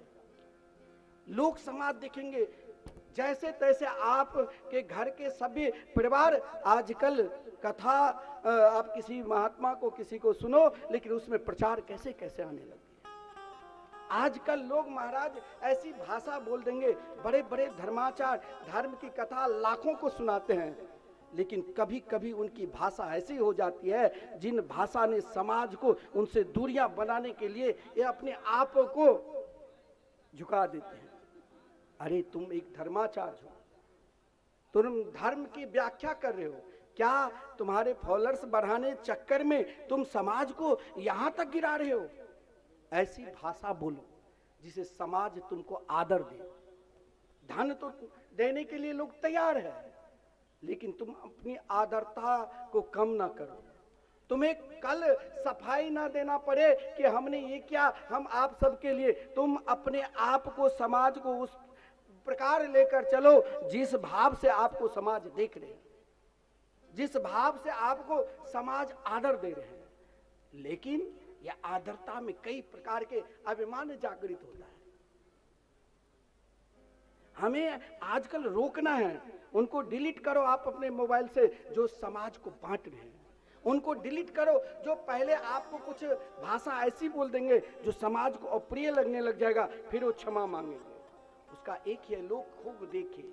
ये लोक लुभावन बात और लोग हमें पहचाने, ये पहचान से कहीं कहीं तुम समाज को डुबा रहे हो। उस समाज को डुबाओ नहीं, समाज अपने मार्ग पर स्थिर है। और यही स्थिरता आदरणीय श्रीमान प्रहलाद जी ने हिरण्यकश्यप को समझाया। मैं मानता हूं तुमने ब्रह्मा से अनेक वरदान प्राप्त कर चुके हैं। मैं मानता हूं तुम बहुत बड़े प्रभावशाली है। प्रभावशाली व्यक्ति के विषय में साधारण समाज कुछ बोल देंगे तो उसे डर लगता है कि कल 2-4 बाउंसर गुंडे ना भेज दे हमारे पास, इसलिए चुप रहता है बेचारा, मौन हो जाता है। लेकिन कभी कभी मौन होना भी, जिसके पास जो बोलना है सच्चाई से बोलो, क्योंकि वो समाज को बांट रहे हैं। वो कुछ क्षण के लिए आपको लगेगा कि हमारा है, लेकिन वो हमारापन हमारा नहीं है। वो समाज को दूसरी दिशा की ओर ले जा रहे हैं। हम कल तक उनको आदर करते हैं, हम उनको अपने मस्तक पर रखते हैं, हम उनको सबसे आदरणीय शब्द का प्रयोग करते हैं, लेकिन वो ऐसा विष घोल देता है। ये सब महाराज अपने कहते हैं, हमारे आश्रम में कई लोग कथा करने के लिए आते हैं। मैं उन लोगों से कहता भी आप लोग क्या बोलते हो? कहा ये फॉलोअर्स बढ़ाने की। अरे ये क्या चक्कर है? तो बोले इस चक्कर से विदेशी रुपया पैसा आते हैं। मैं कहा बस इसीलिए तुम समाज को ऐसे बांट रहे हो। लेकिन प्रहलाद जी ने यही है, हमें समाज में को एकत्रित करना है, हमें समाज में वो पहचान देना है। प्रहलाद जी ने समाज में वो पहचान दिया। जो असुर स्वभाव के व्यक्ति भी प्रहलाद के पीछे पीछे चलने लगे। इसके लिए जीवन में संघर्ष है, इसके लिए जीवन में कष्ट है। प्रहलाद जी ने अपने जीवन में ऐसा नहीं है जो संघर्ष नहीं किए। स्वयं हिरण्यकश्यप के पुत्र जिनकी माता कयाधु। लेकिन पिता को जब समझाने लगे कि आप कहाँ भटक रहे हो महाराज, आप समाज को सही मार्ग पर तो लाओ, आप समाज को किस दिशा में बांट रहे हो, आप समाज को क्या पहचान करा रहे हो, कौन सी शब्द कहकर समाज आपसे खुश हो जाए। लेकिन मैं आपकी खुशी के लिए नहीं बोलूंगा, मैं आपके कल्याण के लिए बोलूंगा, और आपके कल्याण आप में है। हित्वात्म पातम गृह मंद कूपम वनम गतो यद धरिमाश्रेत। अपने आप को समझो, हम अपने आप को कहां गिर रहे हैं। हम अपने पहचान को विस्तार कर रहे हैं, लेकिन उससे अधिक हम गिर रहे हैं, उससे अधिक हमें अपने आप को पतन हो रहा है। पतन न हो इसके लिए जीवन में जिज्ञासा बढ़ाओ, जीवन में आत्मचिंतन करो, जीवन में अपना पहचान दिखाओ। पहचान कैसे? पहचान एक ही जगह है। सबसे अधिक पहचान कहां है जानते हो दुनिया में? जब आप भगवान के हो जाओगे, इससे अधिक पहचान कहीं नहीं है। सब आपको जानते हैं, आदर देंगे, लेकिन कब तक? आपके प्रभाव है जब तक। ऐसा नहीं है, हिरण्यकश्यपु के प्रभाव को तब तक सब नमन किया, चाहे मंत्रीगण हो चाहे संपूर्ण असुर हो, तब तक प्रभाव देखा जब तक उनके अंदर प्रभाव था। प्रभाव तक आपको कोई आदर दे दे तो आप ये मत सोच लेना कि हम अब बहुत बड़े हो गए। बड़ेपन बनने के लिए एक ही नजरिया रखना पड़ेगा, वो परमात्मा से निरंतर मिलकर रहना पड़ेगा। वहां बहुत सहजता से, वहां बहुत बारीक से। प्रहलाद जी को ऐसा नहीं है, जो जीवन में ऐसा कोई कष्ट नहीं हो जो प्रहलाद जी को नहीं मिला हो। चाहे महाराज पहाड़ से गिराए, चाहे महाराज विषपान कराया, चाहे अग्नि में जलाए, हर व्यक्ति आपको जलाने की कोशिश करेंगे, लेकिन आप सही में समाज के सही मार्ग दर्शक के रूप में आप चल रहे हैं, तो फिर आपको अपनी सफाई देने की जरूरत नहीं। फिर आप उसी मार्ग पर तटस्थ रहो जिस मार्ग पर आप थे। क्यों घबरा रहे हो? आपके साथ भगवान है। हम प्रहलाद जी के चरित्र न जाने, कई बार श्रवण कर चुके हैं, कई बार अनुभव कर चुके हैं, और हम देखते हैं कि प्रहलाद जी ने पुकारा, भगवान ने एक विशाल खंबे से प्रकट होकर गर्जना करते हुए प्रकट हो गए श्री नरसिंह भगवान के रूप में। लेकिन ये तब प्रकट हुए जब हम अपने आप को, अपनी जिज्ञासा को विस्तार कर दिया। जीवन में जिज्ञासा एक ही जगह बरकरार रखो, जीवन में जिज्ञासा को एक जगह तटस्थ कर दो। और जो तटस्थ, चाहे आप जिस जिज्ञासा को समझने की प्रक्रिया, चाहे आप बाल्यापन में समझ जाओ, चाहे युवा अवस्था में समझ जाओ, चाहे वृद्धा अवस्था में समझ जाओ, लेकिन अगर समझ लिया तो फिर वहां से हटो नहीं। यही बात तो आदरणीय प्रहलाद जी ने उन असुर बालकों को समझाया। कौमाराच रेत प्राज्ञो धर्मान भगवतान्य दुर्लभम मानुषम जन्म तदप्ये ध्रुव मर्थिदम। केवल एक पहचान जो सर्वोपरि है, एक नजर जहां अन्य जगह हमें अपने नजर को देखकर भी छोड़ देना है। और प्रहलाद जी ने कहा एक जगह तटस्थ हो जाओ। पिता ने नहीं समझा, पिता को ऐसा नहीं है जो नहीं समझाया, नवदा भक्ति के ज्ञान कराया, गुरु पुत्र को भी समझाया, सैनिकों को भी समझाया, लेकिन समझे एक छोटा सा बालक। कौन बालक? तो गुरुकुल में रहने वाले बालक।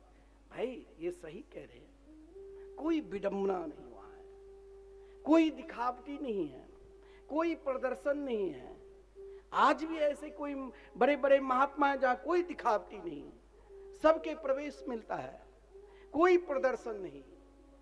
रोम रोम से भगवान के नाम निकलते हैं, नामी का एक ही प्रदर्शन रहता है कि आप जैसे तैसे श्री राधा नाम में डूब जाओ, प्रिया प्रीतम के मंगल में नाम में डूब जाओ। और नाम की प्रक्रिया बहुत सरल है, सुगम है, उसे आप पकड़ लोगे ना तो फिर आपके अंदर जो सबसे अधिक डर है ना भय, वो समाप्त हो जाएगी, वो दूर हो जाएगी।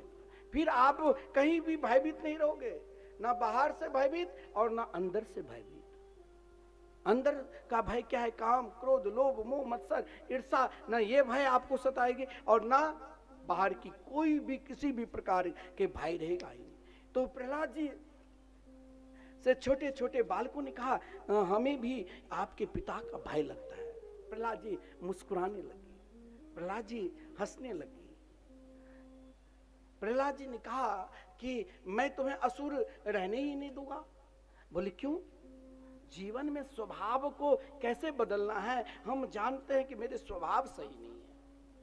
कोई कुछ बोलते हैं, क्रोध तुरंत सामने प्रकट हो जाता है।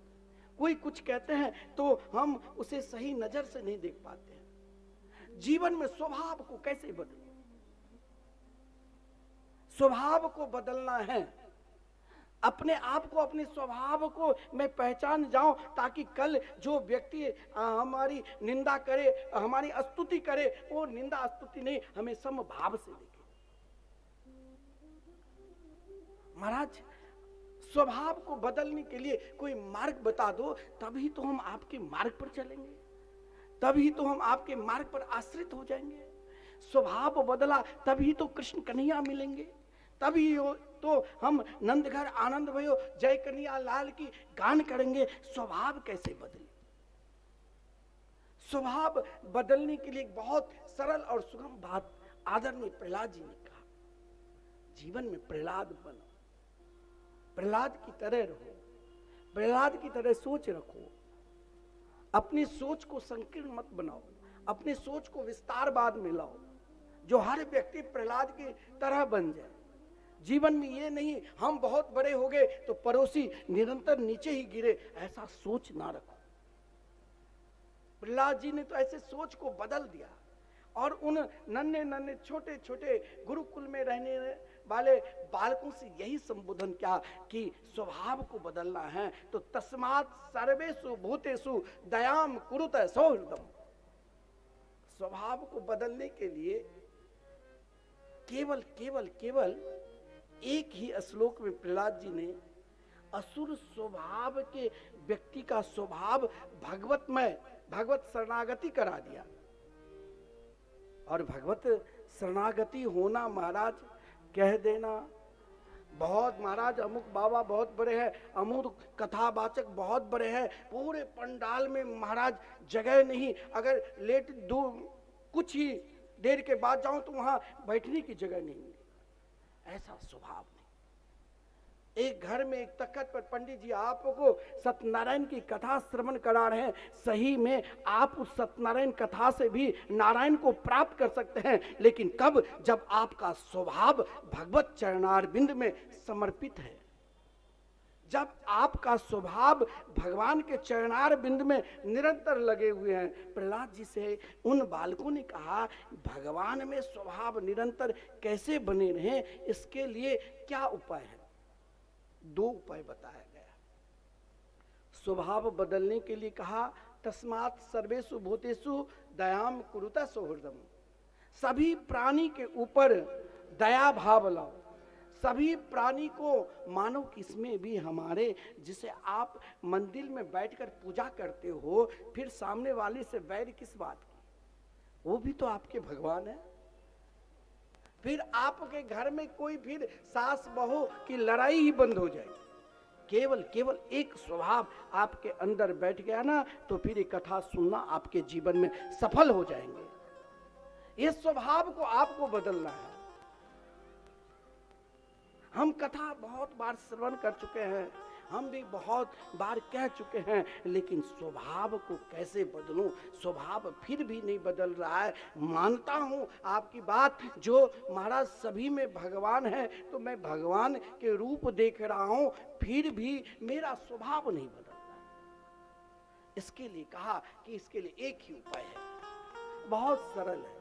प्रहलाद जी ने कौन सी सरलता उपाय बताया? तो हरि नाम संकीर्तन। जैसे बोलते हो ना, जय जय श्री राधे, हम अपने आप को समर्पित हो जाते हैं। प्रहलाद जी ने भी अपने आप को सभी को कहा कि समर्पित हो जाओ। उनके नाम की चादर को ओढ़कर सब एकमात्र नामामृत के रसास्वादन करने लगे। अब देखिए स्वभाव, आप हमारे स्वभाव नहीं बदल रहे, आपके स्वभाव नहीं, लेकिन प्रहलाद बनोगे तो स्वभाव बदलाव के लिए मार्ग बता दिया। दो मार्ग है। क्रोध के शांत के लिए आप कोई व्यक्ति चाहते हैं कि क्रोध उत्पन्न हो, फिर भी क्रोध क्यों आते हैं? हम लोग गाते हैं तेरे नाम की ओढ़ चुनरिया, किसके नाम की? अपना नाम की नहीं, भगवान के मंगलमय नाम की। और वो चुनरी को ओढ़ कर कैसे हम सीधे हमें भगवान मिलेंगे कि दुनिया बोले भगवान मिलते कैसे? तो प्रहलाद जी जिस समय हरि नाम संकीर्तन प्रारंभ किया, उनके साथ महाराज कुछ असुर बालक चलने लगे, लेकिन प्रहलाद जी की निष्ठा को देखकर कोई भय ही समाप्त हो जाएगा। भगवान के भजन करने से आपके अंदर जो डर है पाप का चाहे पुण्य का, वो भय समाप्त हो जाए। और जब भय डर ही नहीं है तो फिर तो महाराज जो उनके संग में आएंगे बोले यार महाराज इनके संग में आने से कुछ न कुछ प्रभाव जीवन पर पड़ा, अब इसे मुझे तोड़ना नहीं है, इनके साथ रहना है। और साथ महाराज तब ये आप अकेला नहीं रहोगे। अकेला तब तक अकेलापन को आपको याद आएगी जब आप अपने स्वभाव को नहीं बदला। स्वभाव सही है। आप महाराज सप्ताह में एक दिन घर के सभी परिवार को एक साथ बैठाकर उनके विचार लो, उनकी बात लो, उनको समझने की कोशिश करो। बेटी की क्या इच्छा है, बेटा की क्या इच्छा है, पति की क्या इच्छा है, पत्नी की क्या इच्छा है, मित्र की क्या इच्छा है, सगे संबंधी की क्या इच्छा है। इनकी स्वभाव को एक बार अपने जीवन में लो तो हम सब एक मार्ग पर होकर एक साथ चलने लग जाएंगे। और वही तो सनातन धर्म है। आदरणीय प्रहलाद जी ने वही सनातन धर्म को आगे बढ़ाया। एक असुर लोक में एक प्रहलाद जी ने वहां पर जितने भी महाराज सैनिक हो, स्वयं संड और अमर जो कभी महाराज प्रहलाद जी को तंत्र विद्या से मारना चाहते थे, लेकिन आज प्रहलाद जी के साथ कीर्तन करने लगे। ओ तेरे नाम की ओर चुनरिया मैं तो नाचू बीच बाजार में, ऐसी हालत हो गई मेरी सावरिया के प्यार में, ऐसी हालत हो गई मेरी सावरिया के प्यार में। तेरे नाम की ओर चुनरिया, तेरे नाम की ओर चुनरिया, तेरे नाम की ओर चुनरिया, तेरे नाम की ओर चुनरिया। ओ मैं तो नाचू नाचू बीच बाजार में, ऐसी हालत हो गई मेरी सावरिया के प्यार में, ऐसी हालत हो गई मेरी सावरिया के प्यार में। हाँ, ऐसी हालत हो गई मेरी सावरिया के प्यार में, ऐसी हालत हो गई मेरी सावरिया के प्यार। ऐसे नहीं, जरा ताली सेवा करते हुए क्या हो, दोनों को हाथ खोल के ताली सेवा। जय जय राधे हरि बोल।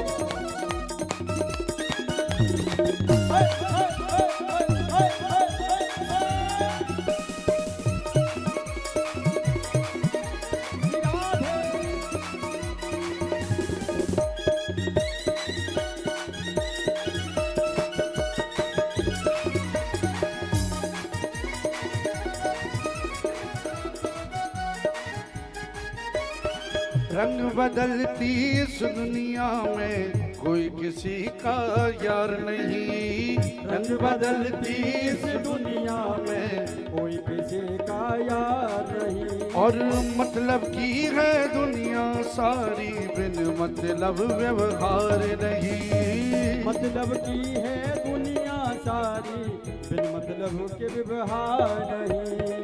हार गया हूँ मैं मनमोहन, हार गया हूँ मैं मनमोहन, हार गया हूँ मैं मनमोहन, हार गया हूँ मैं मनमोहन। प्यार के इस प्यार में ऐसी हालत हो गई मेरी।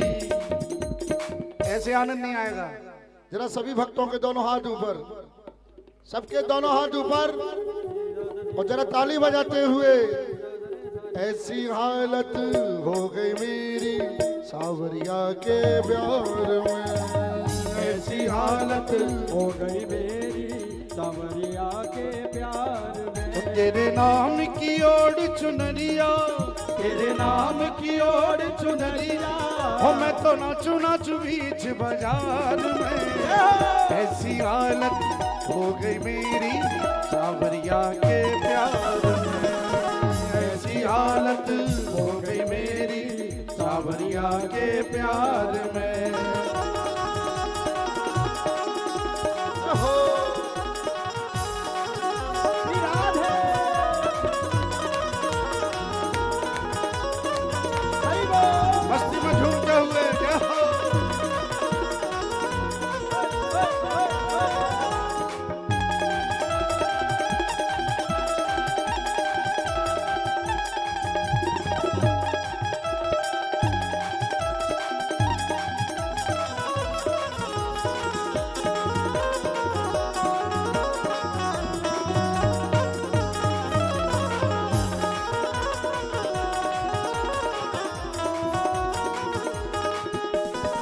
कभी तो कोई आंख दिखाए, कोई गले लगाता है। कभी तो कोई आंख दिखाए, कोई गले लगाता है। मतलब कि इस दुनिया में तो सुख दुख आता जाता है। मतलब कि इस दुनिया में तो सुख दुख आता जाता है। धूप छाँव पग पग पर मिलती, धूप छाँव पग पग पर मिलती। सुख दुख आता जाता है, सुख दुख आता जाता है। जितनी मुझको खुशी नहीं है, जितनी मुझको खुशी नहीं है, और नहीं है हार में। ऐसी हालत कब होगी? ऐसी हालत जब आप सभी लोग मस्ती में जरा ताली बजाते हुए झूमेंगे और कहेंगे क्या? अरे ऐसी हालत हो गई मेरी सावरिया के प्यार में, ऐसी हालत हो गई मेरी सावरिया तेरे प्यार में। ओ तेरे नाम की ओर चुनरिया, तेरे नाम की ओर चुनरिया, तेरे नाम की ओर चुनरिया, तेरे नाम की ओर चुनरिया। हो मैं तो नाचू नाचू नाचू नाचू नाचू नाचू बीच बाजार में। ऐसी हालत हो गई मेरी सावरिया के प्यार में, ऐसी हालत हो गई मेरी सावरिया के प्यार में। हो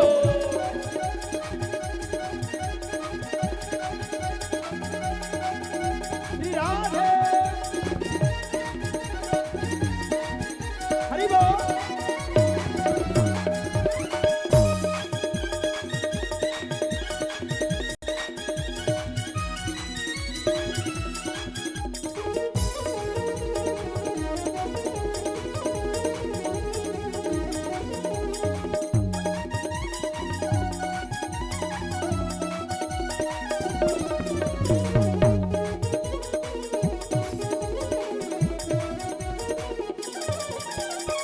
रंग बदलती इस दुनिया में कोई किसी का यार नहीं।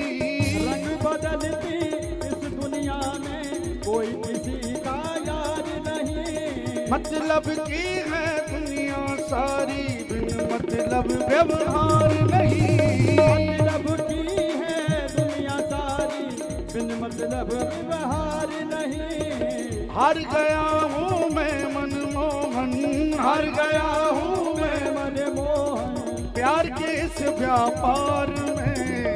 ऐसी हालत हो गई मेरी सावरिया के प्यार में, ऐसी हालत हो गई मेरी सावरिया के प्यार में। हाँ ऐसी हालत हो गई मेरी सावरिया के प्यार में, ऐसी हालत हो गई मेरी सावरिया के प्यार में। तेरे नाम की ओर चुनरिया, तेरे नाम की ओर चुनरिया, ओ मैं तो नाचू नाचू नाचू नाचू नाचू नाचू बीच बाजार में। ऐसी हालत हो गई मेरी सावरिया के प्यार में। ऐसी हालत हो गई मेरी सावरिया के प्यार में। ऐसी हालत हो गई मेरी सावरिया के प्यार में। ऐसी हालत हो गई मेरी सावरिया के प्यार में। जय जय श्री राधे। जब उन नाम की चादरिया को ओढ़कर डूब जाओगे तब वो भाव जगेगा। प्रहलाद जी ने सभी को डुबा दिया, डुबाने के पश्चात एक नहीं डूब रहे हैं। फिर भी देखिए भागवत में एक कौन नहीं डूबता जानते हो? वो कभी नहीं डूबेगा जिसके अंदर मत्सर है। मत्सर किसके अंदर था? हिरण्यकश्यपु के अंदर। हिरण्यकश्यपु के अंदर मत्सर भरा हुआ था कि मैं ही भगवान हूं, मेरे सिवा कोई है ही नहीं। ब्रह्मा विष्णु महेश सब अपने आप में दिखता था, लेकिन मत्सर व्यक्ति को स्वयं को अपने आप चाहेगा कि मैं अपना कल्याण कर लूं, यह होना नितांत असंभव है। मत्सर व्यक्ति का भी कल्याण होता है किसी महात्मा की कृपा हो जाए, किसी नाम जापक संत की कृपा हो जाए, और अपनी कृपा से, अपनी निष्ठा से, अपनी सेवा से मत्सर व्यक्ति चाहे कुछ भी कर ले, लेकिन कहीं ना कहीं उनके अंदर ईर्षा मत्सर रूपी जो ज्वाला है अपने आप दिखाई देने लगी। ज्वाला महाराज ऐसा नहीं था। जब प्रहलाद जी हरि नाम संकीर्तन करते हुए मस्त हो गए थे तो अपनी ज्वाला को दिखाने के लिए सामने हिरण्यकश्यपु प्रकट हो गया। मत्सर से डूबा हुआ था, ज्वाला में जल रहा था। हमें अपने आप नहीं जलना है। मत्सर व्यक्ति का पहचान है जो अपने आप जलते रहते हैं, छोटी सी बात लेकर क्रोध में डूबे रहते हैं, छोटी सी बात में एक दूसरे के प्रति ईर्षा में डूबे रहते हैं, छोटी छोटी बात में एक दूसरे से जुदाई होने लग जाते हैं। लेकिन प्रहलाद जी ने कहा, मैं अगर तुम मत्सर में डूबे हुए हो तब भी मैं तुम्हें जिज्ञासा करा दूंगा कि मेरे प्रभु सब जगह है। जब हिरण्यकश्यपु ने पूछा अशोक हुआ तो कहा सर्वत्र। बोले सर्वत्र तो मया कथम न दृश्यते। जो ही ये कहा प्रहलाद जी, देखिए ये पुकार के लिए आपको 3 पहचान बताया है। 3 पहचान जब आप कर लोगे, उन 3 पहचान में से एक जो अंतिम पहचान बताया है, उस अंतिम पहचान के बाद आपकी नजर में सब जगह भगवान ही दिखाई देंगे। और जब उस स्तर तक पहुंच जाओगे तो फिर आप के आगे कोई और नहीं, आप गोपी बन जाओगे और सामने कृष्ण हो जाएंगे। और यही पहचान आदरणीय प्रहलाद जी ने कराया। जो ही कहा अशोक हुआ, बोले सर्वत्र, और सर्वत्र जो ही कहा तो उनका नजर उस खंभे पर पड़ा। बोले ये तो एक पत्थर के जड़ है, लेकिन भगवान जड़ में भी। आप भगवान के विग्रह की पूजा करते हो, लड्डू गोपाल रखते हो, पित्तल के, अष्टधातु के, पत्थर के मूर्ति की प्रतिष्ठा कराते हो। भाव यही है ना कि इसमें भाव ने प्रतिष्ठा करा दी, भगवान यही है। तो प्रहलाद जी ने आज उस जड़ में प्रतिष्ठा की कि मेरे प्रभु है। केवल आपका पहचान होना चाहिए, आपकी जिज्ञासा होनी चाहिए। बोले मेरे अंदर ना पहचान है और मेरे अंदर ना जिज्ञासा है। प्रहलाद जी ने कहा ये तो विचित्र बात है, इनके अंदर कोई क्षमता नहीं है। लेकिन अपनी क्षमता के बल से प्रहलाद जी ने प्रार्थना की, पुकार में वो सत्ता निकली जो भगवान प्रकट होकर श्री नरसिंह भगवान के रूप में प्रकट हुए। और हिरण्यकश्यपु के तप का, जीवन की साधना, देखिए अगर आप बहुत बड़े ऊंचाई पर चले जाते हैं तो एक जीवन की साधना है। इन ऊंचाई से भी आपको गिरना पड़ेगा यदि आप हरि नाम संकीर्तन, भगवान के नाम का जाप नहीं करते हैं, स्मरण नहीं करते हैं, नामामृत के शरणागति को स्वीकार नहीं किए तो महाराज बड़े बड़े पद से भी गिरना पड़ेगा। यहाँ पद के गिरना, आप कहोगे कि नहीं महाराज हमने तो बहुत परिश्रम किया है, हिरण्यकश्यपु ने भी बहुत परिश्रम किया था, और उनके एक एक परिश्रम का शब्द, एक एक तप का शब्द, रात दिन जो भी था ब्रह्मा जी के द्वारा प्राप्त किए थे। बोले जड़ और चेतन किसी से नहीं मिलूंगा। भगवान ने कहा ये भी तुम मेरे को नहीं पहचान सकते हो, ना मैं जड़ हूं ना चेतन हूं, मैं सबसे परे हूं, मैं नरसिंह हूं। बोले हिरण्यकश्यपु एक एक बात याद कर ले। आप जानते हो कि आप अपने प्रभाव से बहुत बड़े हो गए। आप सोचोगे हम सदा बड़े बनकर ही रहेंगे, बड़े तो वही हो सकता है जो महाराज जब आपके अंदर उन बड़ेपन को त्याग कर दासत्व भाव आ जाएगा, और दासत्व भाव में भी आपकी जिज्ञासा निरंतर एक नजर पर तटस्थ रहेंगे कि मेरे प्रभु मेरे साथ है।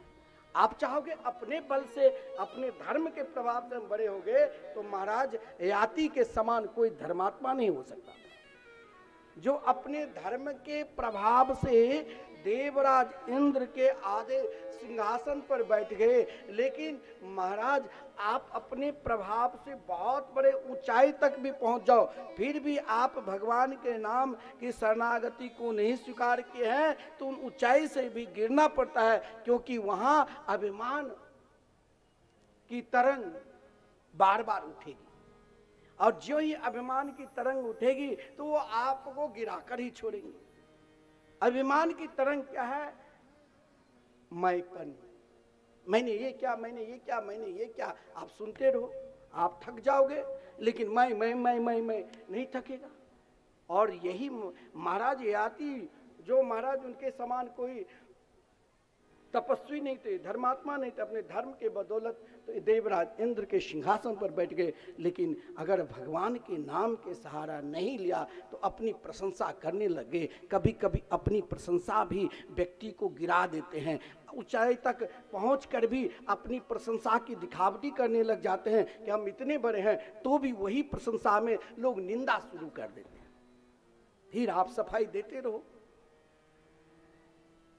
लेकिन अपनी प्रशंसा को कुछ क्षण, अगर भगवान ने आपको समर्थशाली बनाया है तो उसे समझो, उसे पहचानो, नहीं तो आपको भी महाराज कहीं भी कुछ शून्यवत हो जाओगे, कुछ नहीं बचेगा।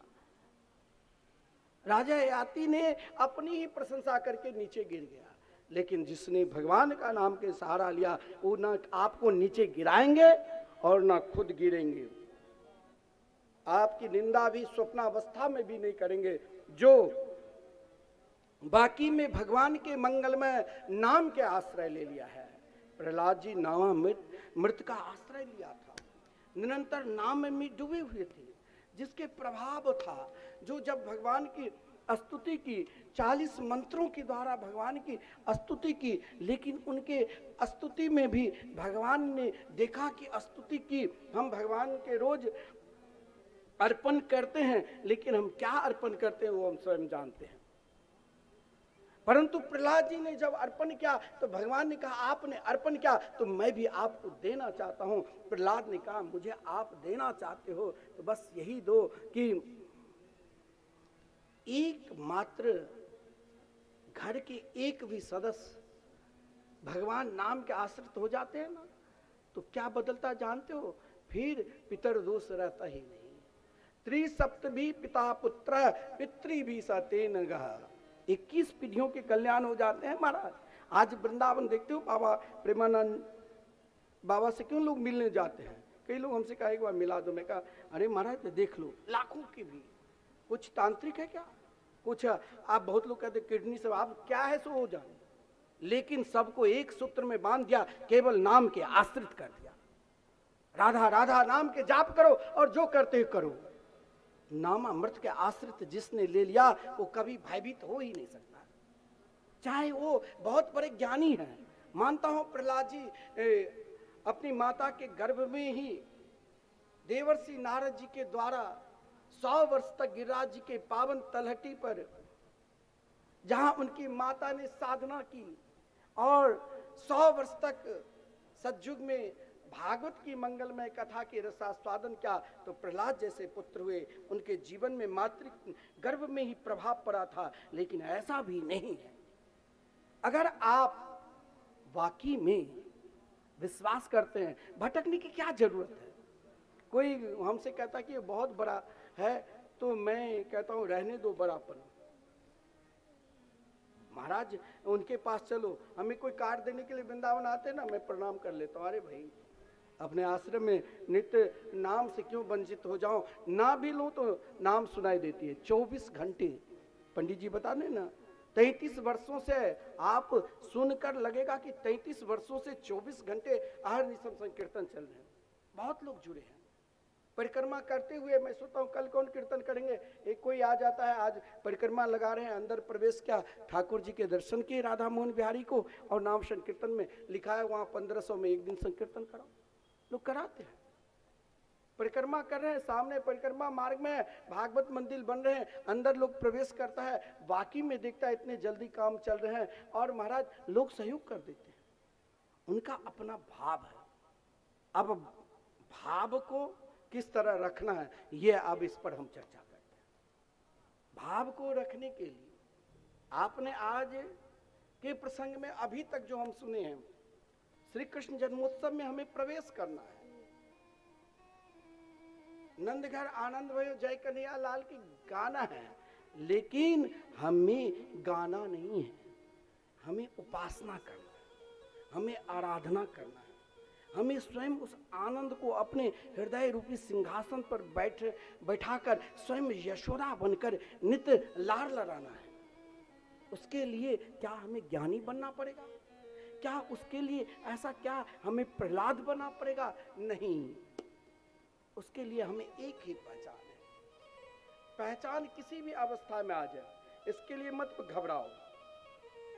कोई जरूरी नहीं है जो हम अनेक जन्म जन्मांतर तक बड़े बड़े योगी यति सन्यासी ध्यान लगाते हैं, साधना करते हैं, फिर भी अंत समय में ना जाने उनका मन कहां चला जाए।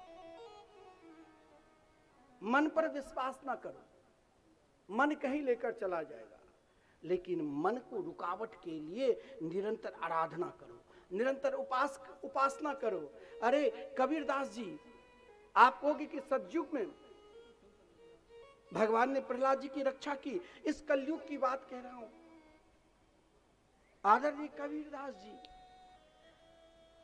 महाराज, उस समय कुछ बड़े बड़े विद्वान उनको अपने निकट बैठने नहीं देते थे कि हम त्रिकाल संध्या करते हैं, लेकिन कबीरदास जी जिनके रोम रोम में श्री राम बसे हुए थे, जो अंतिम श्वास में कहा, ज्यों कमरा काशी मरे तो राम ही कौन विभोर। यह विश्वास होना चाहिए, यह उपासना, ये आप अपने आप को खोजना पड़ेगा। ये विश्वास, ये वृंदावन आप पहले टिकट लोगे 2-4 महीना पहले, फिर तत्काल में मिला नहीं मिला, लेकिन आप निरंतर वृंदावन में रह सकते हो। निरंतर रहने का एक ही उपाय है, चाहे आप बहुत बड़े ज्ञानी हैं चाहे अज्ञानी हैं, केवल नाम का आश्रय लेना पड़ेगा। प्रहलाद जी के समान ये हमारे कबीरदास जी थे। जब महाराज कबीरदास जी का प्रभाव चारों तरफ काशी में उनके नाम के जय जयकार करने लगे तो कुछ व्यक्ति जलने लगे। जब उस समय सिकंदर लोधी वहां की राजा था, वो महा दुर्दांत स्वभाव का भी था, लेकिन पहचानते थे। फिर भी कुछ लोगों ने कबीरदास जी की माता को भी अपने संगठन में मिला लिया। अब संगठन कबीरदास जी अकेला ही रहा। बोले मेरे साथ तो मेरे राम है, सब के अपना अपना भगवान है, सबके अपने अपना श्री कृष्ण है, श्री राम है, अपना राम तो सबके है। लेकिन कबीरदास जी ने कहा सब छोड़ दिया, लेकिन मेरे प्रभु मेरे राम मुझे नहीं छोड़ सकता। आज महाराज सिकंदर लोधी ने सभी को बुलाया और कहा महाराज अपना अब मेरे गुणगान करो। सब ने गुणगान किया, लेकिन कबीरदास जी ने अपने श्री राम के गुणगान गाने। आप कुछ मत जानो, या तो आप बहुत बड़े ज्ञानी बन जाओ या बहुत बड़े अज्ञानी बन जाओ। इन दोनों में बहुत सुख है, इन दोनों में बहुत आनंद है। या तो पूर्ण रूप से ज्ञानी बनो या पूर्ण रूप से अज्ञानी बन जाओ। कबीरदास जी ने कहा मेरे हृदय में मेरे राम है, मैं क्यों इसे नमन करूं। सिकंदर लोधी ने कबीरदास जी को हाथ पैर में बेरियां लगाकर गंगा जी में फेंक दिया, लोहे की बेरिया में जकड़ कर। गंगा जी से तरंग उठी और सीधे किनारे बेरिया खुल गई, किनारे बैठ गई, फिर भी नहीं छोड़ा। फिर कबीरदास जी को जलते हुए अंगारे में, आग में डाल दिया। फिर भी प्रभु कबीरदास जी ने कहा, मेरे राम मेरे साथ है, बाकी ये क्या कर लेगा। कौन घबराते हैं? जिसके हृदय में राम, प्रभु श्री राम नहीं, प्रभु श्री कृष्ण नहीं, उनके अंदर घबराहट है, उनके डर है कि पड़ोसी कोई तांत्र ना कर दे। आजकल महाराज एक चुटकी आटा भी कोई रख देते हैं ना आपके द्वार पर, तो डर जाते हैं, महाराज अब कैसे लाऊं इसे, कुछ हो ना जाए महाराज।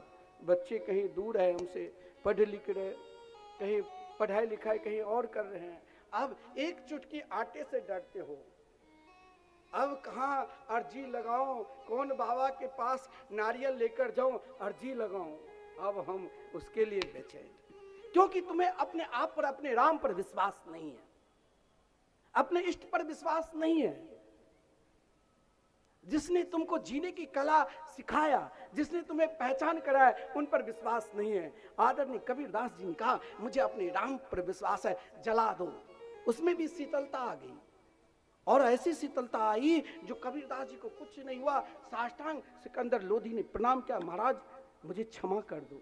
कबीरदास जी ने कहा, क्षमा, तुम भी मेरे राम को याद करो। महात्मा यही कहते हैं, महात्मा आपको इधर उधर की बात नहीं कहेंगे।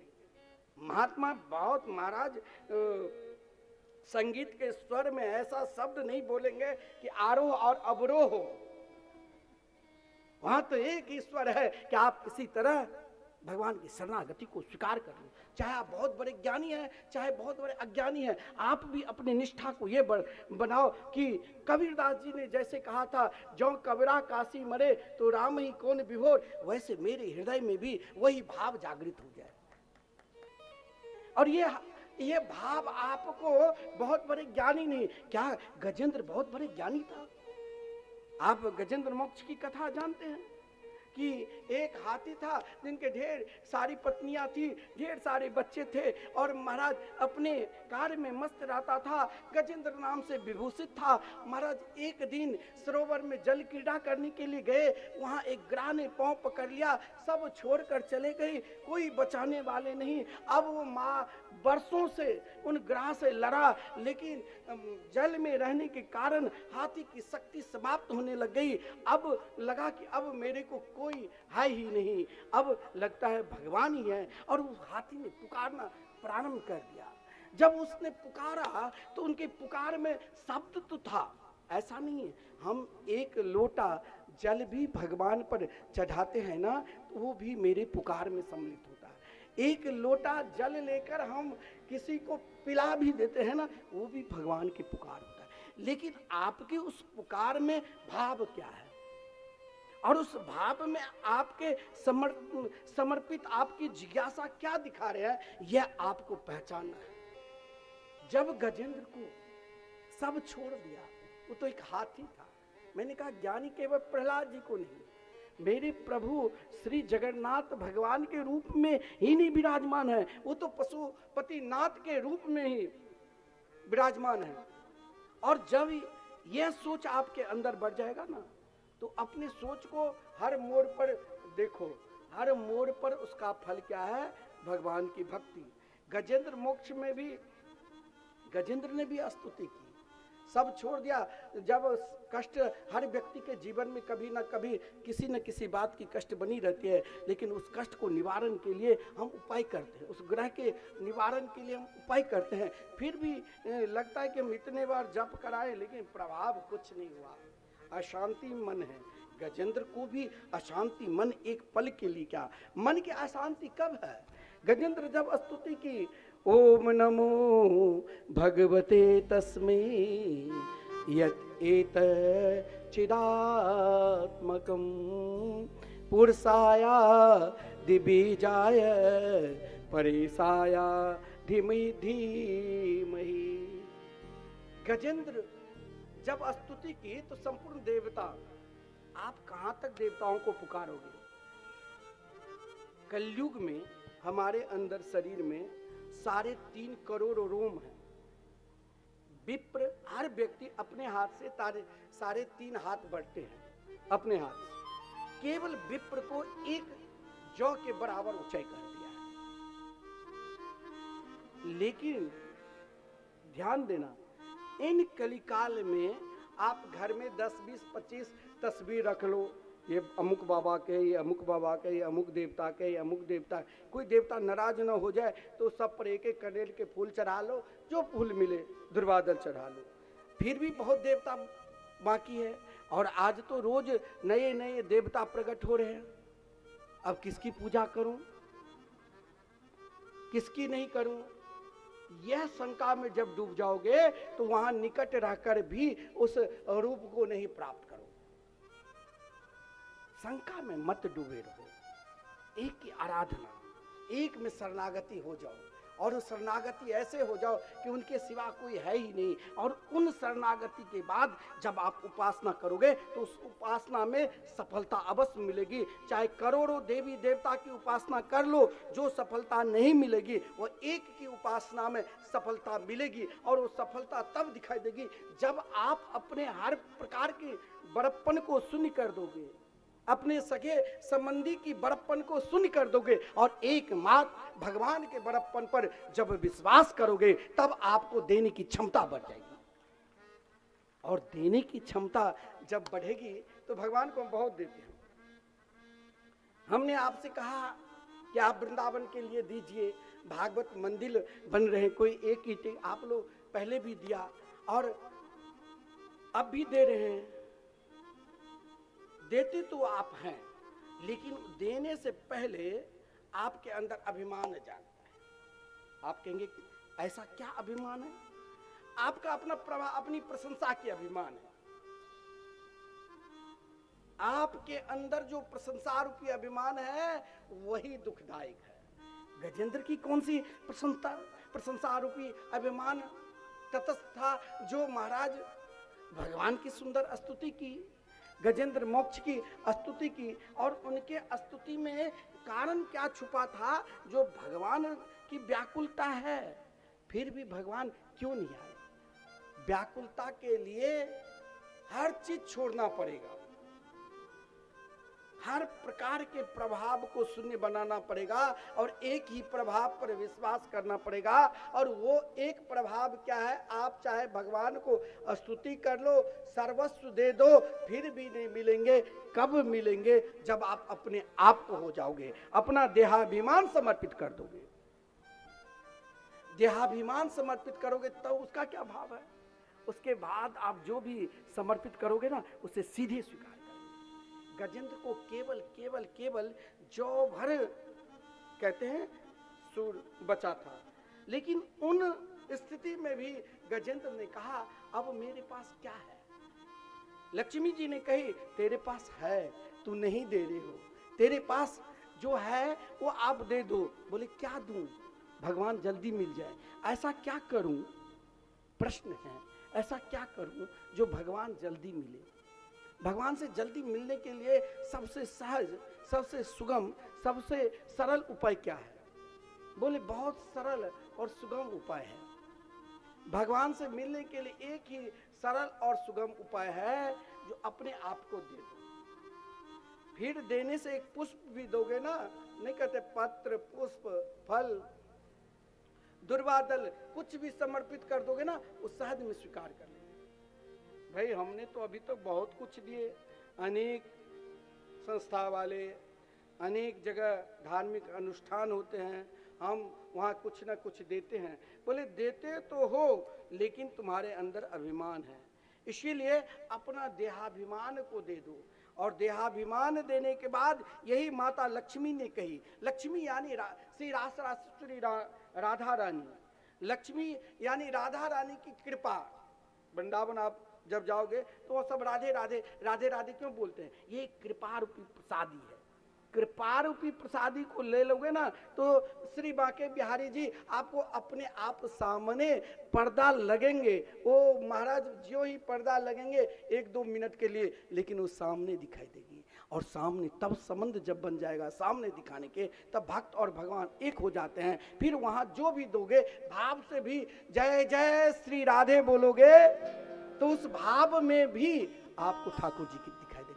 उसके लिए कब, जैसे गजेंद्र ने अब कहा मेरे पास कुछ नहीं है, एक जो है सो लक्ष्मी ने कही तू दे दो बेटा, बस मेरे प्रभु तैयार है, तेरे लिए अलग से अवतार लेंगे। बोले क्या दूं मां? बोले तुम अपने देहाभिमान दे दो, इसके लिए मैं तुम्हें एक पुष्प देता हूं।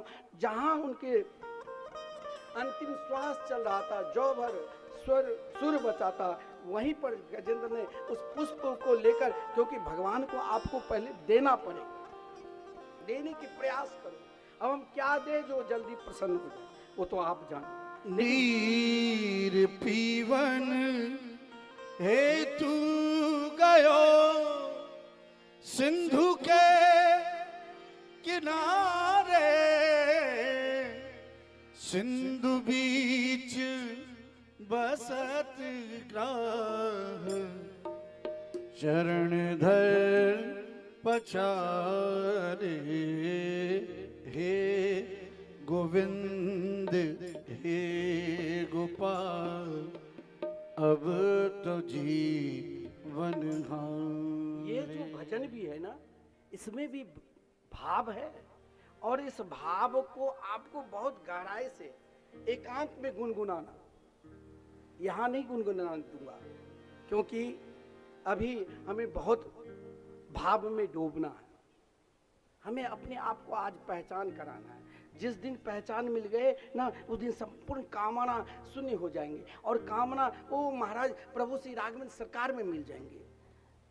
श्री राम दर्शन से संपूर्ण कामना की प्राप्ति हो जाती है, यानी संपूर्ण कामना मिट जाते हैं, और कामना मिटने के बाद श्री राम मिलेंगे, और जब कामना मिट जाएगी तब जीवन में उल्लास और प्रेम से भर जाओगे। जब उल्लास और प्रेम आएंगे वहीं तो उत्सव है, नंद घर आनंद भय जय कन्हैया लाल। और ये तब मिलेगा जब अपने आप को पहले समर्पित करो।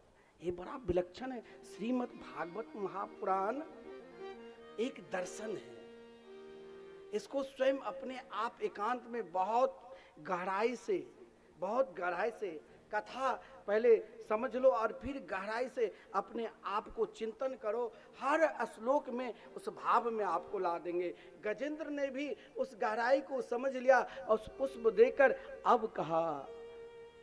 दो भगवान के बहुत प्यारे ऐसे भक्त हुए जो कहा अब मेरे पास कुछ नहीं है। एक भीष्म पितामह ने कहा अब मेरे पास कुछ नहीं है, आपने जो दिया वो मैं आपको दे रहा हूं।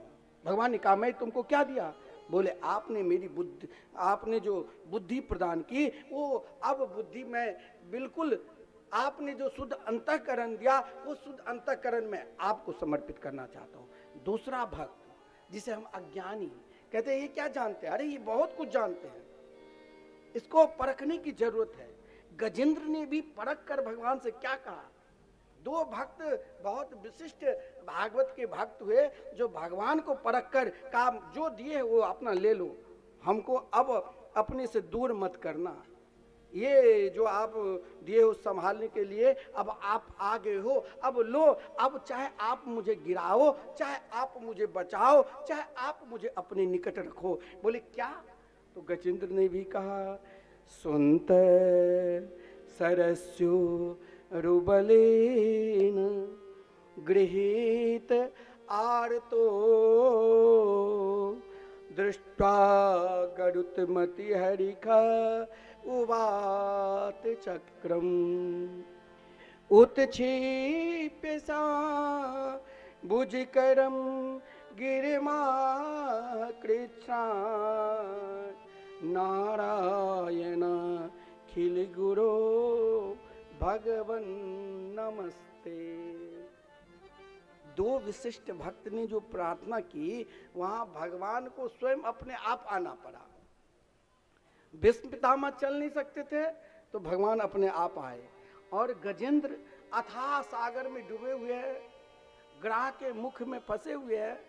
तो अब गजेंद्र कह रहा है प्रभु सुनता है सरस्वरू बले न गृहीत आर्त। भक्त की एक प्रार्थना है, हम अपने अंतःकरण आपको देना चाहते हो। आप अंतर्यामी हैं। अंतर्यामी भक्त की कथा जानते हो ना? एक भक्तमाल में चरित्र है अंतर्यामी भक्त त्रिलोचन जी के, जो महाराज बहुत साधु संत की सेवा करते थे, निरंतर साधु संतों की सेवा में लगे रहते थे, स्वयं चक्की चलाते थे, रोटी बनाते थे। जो कुछ सेवा कुछ दिन रहा, बोले यहाँ तो दिन रात, अब जहाँ कथा के बाद क्षेत्र चलते हैं ना, कई लोग ऐसे भी होंगे 2-4 दिन सेवा करेंगे, बोले यहाँ तो खाने वाले बहुत है, अब किसको पुरस्कारी करूं, किससे नहीं। अगर आपके भाव सही है तो भगवान भी आ जाते हैं। भगवान जैसे विद्यापति जी के पास उगना महादेव के रूप में आए, वैसे प्रभु यहाँ अंतर्यामी के रूप में आए। बोले मुझे कुछ नहीं चाहिए भक्तराज त्रिलोचन जी, मुझे तो भर पेट 1 सेर आटा की रोटी रोज में पाऊंगा, देना चाहते हो तो रहूंगा, नहीं तो नहीं। भक्त भगवान को जान जाते हैं। बोले जिस दिन हमें कोई टोक दिया ना, उसी दिन चले जाऊंगा। और महाराज इतने अंतर्यामी हैं सेवा की। एक दिन भाव में त्रिलोचन जी ने अपनी पत्नी को, मैं संक्षेप में बता रहा हूं, अपनी पत्नी को बता दिया। वहीं से प्रभु अंतर्यामी अंतर्धान हो गए। लेकिन यहाँ गजेंद्र ने भगवान को अंतर्यामी नहीं कहा, यहाँ गजेंद्र ने भगवान को कहा कहीं यह आ भी जाए और कहीं अंतर्धान भी हो जाए। मुझे तो महाराज इनको बुलाना है तो अंतर्जामी नहीं कहा प्रभु आप मेरे को जैसे शुद्ध अंतःकरण दिए हैं वो मैं अब समर्पित करना चाहता हूँ, लेकिन किससे दूं? कोई विशिष्ट आपने कुछ सामान दिया हमको कि भाई वृंदावन लेते जाओ और अमुक व्यक्ति को आप दे देना, आप उनको पहचान भी बता दिया, लेकिन महाराज हमने रास्ते में ही उसको किसी को देकर कहा हमने दे दिया। अब गजेंद्र ने कहा कि रास्ते में ही कहीं हम टपक गए तो फिर तो कहीं के नहीं रहा, क्या करूं? तो कहा कि हे प्रभु आप तो अखिल ब्रह्मांड नायक है, हे जगत गुरु। जगत गुरु आजकल तो महाराज जगत गुरु के लिए भी लोग लड़ते हैं, और अब तो महाराज घर घर जगत गुरु बनने के लिए तैयार है। आप कुंभ में जाओगे तो पहले महामंडलेश्वर अवसर द्वाराचार्य अब जगत गुरु ही लिखने लगे। लेकिन कृष्णम वंदे जगत गुरु एक ही है जो सबको दे। यहाँ संभल कर बोले गजेंद्र कि कहीं फिर ना भटक जाऊं, इसीलिए भगवान को कहा आप सभी प्राणी के अंतःकरण में निवास करने वाले हे अंतर्यामी, हे जगत गुरु, अब आप जानो और आपका काम जानो, केवल यही कहा। पुष्प छोड़ दिया भगवान ने, हाथ पकड़ कमला के है कहाँ जात यदुनाथ, हाथों सुनी कमला थी सुनी गजराज। सही में जब पुकार होगा ना तो भगवान दौड़े चले आते हैं। भक्त के निकट भगवान हर हमेशा तैयार रहते हैं। पुकार होना चाहिए। पुकार कब बना रहेगा? पुकार में आकांक्षा भी है। पुकार में आप सही में पुकारोगे तो वहां सब कुछ मिलेगा। पुकार में ही तो कहा गया भागवत में धर्मार्थ काम मोक्षाख्याम या इच्छा श्रेय आत्मना एक मेवा हरिस्तत्र कारणम पाद सेवनम। पुकार है। पुकार कभी किसी को कोई भी किसी परिस्थिति में पुकार सकते हैं। यहाँ देवता भी भगवान को पुकारे। देवताओं ने कब पुकारे? जब महाराज देवता को सब कुछ नष्ट हो गया था तो उस समय महाराज भगवान के पास जाकर स्तुति की, और स्तुति जब की तो भगवान ने समुद्र मंथन की प्रक्रिया दिखाया। और समुद्र मंथन के प्रक्रिया का भी एक भाव है। समुद्र मंथन की कथा की भाव आप जानते हैं, जो उसमें 14 प्रकार के रत्न निकले, जिन रत्नों में विष भी मिला और जिन रत्नों में लक्ष्मी जी मिली और जिन रत्नों में स्वयं भगवान अमृत के कलश लेकर धन्वंतरी के रूप में भी आए। यहाँ भी भाव है। जीवन को स्वयं हमें अपने आप को मथना पड़ेगा। हम अपने आप को मंथन नहीं करते।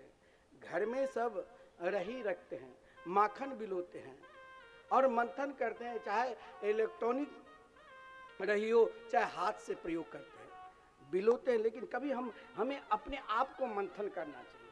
अपने आप को किससे मंथन करें? इस मन, ये मन नहीं कहते हैं, ये मन बड़ा चंचल है, कैसे तेरा भजन करूं।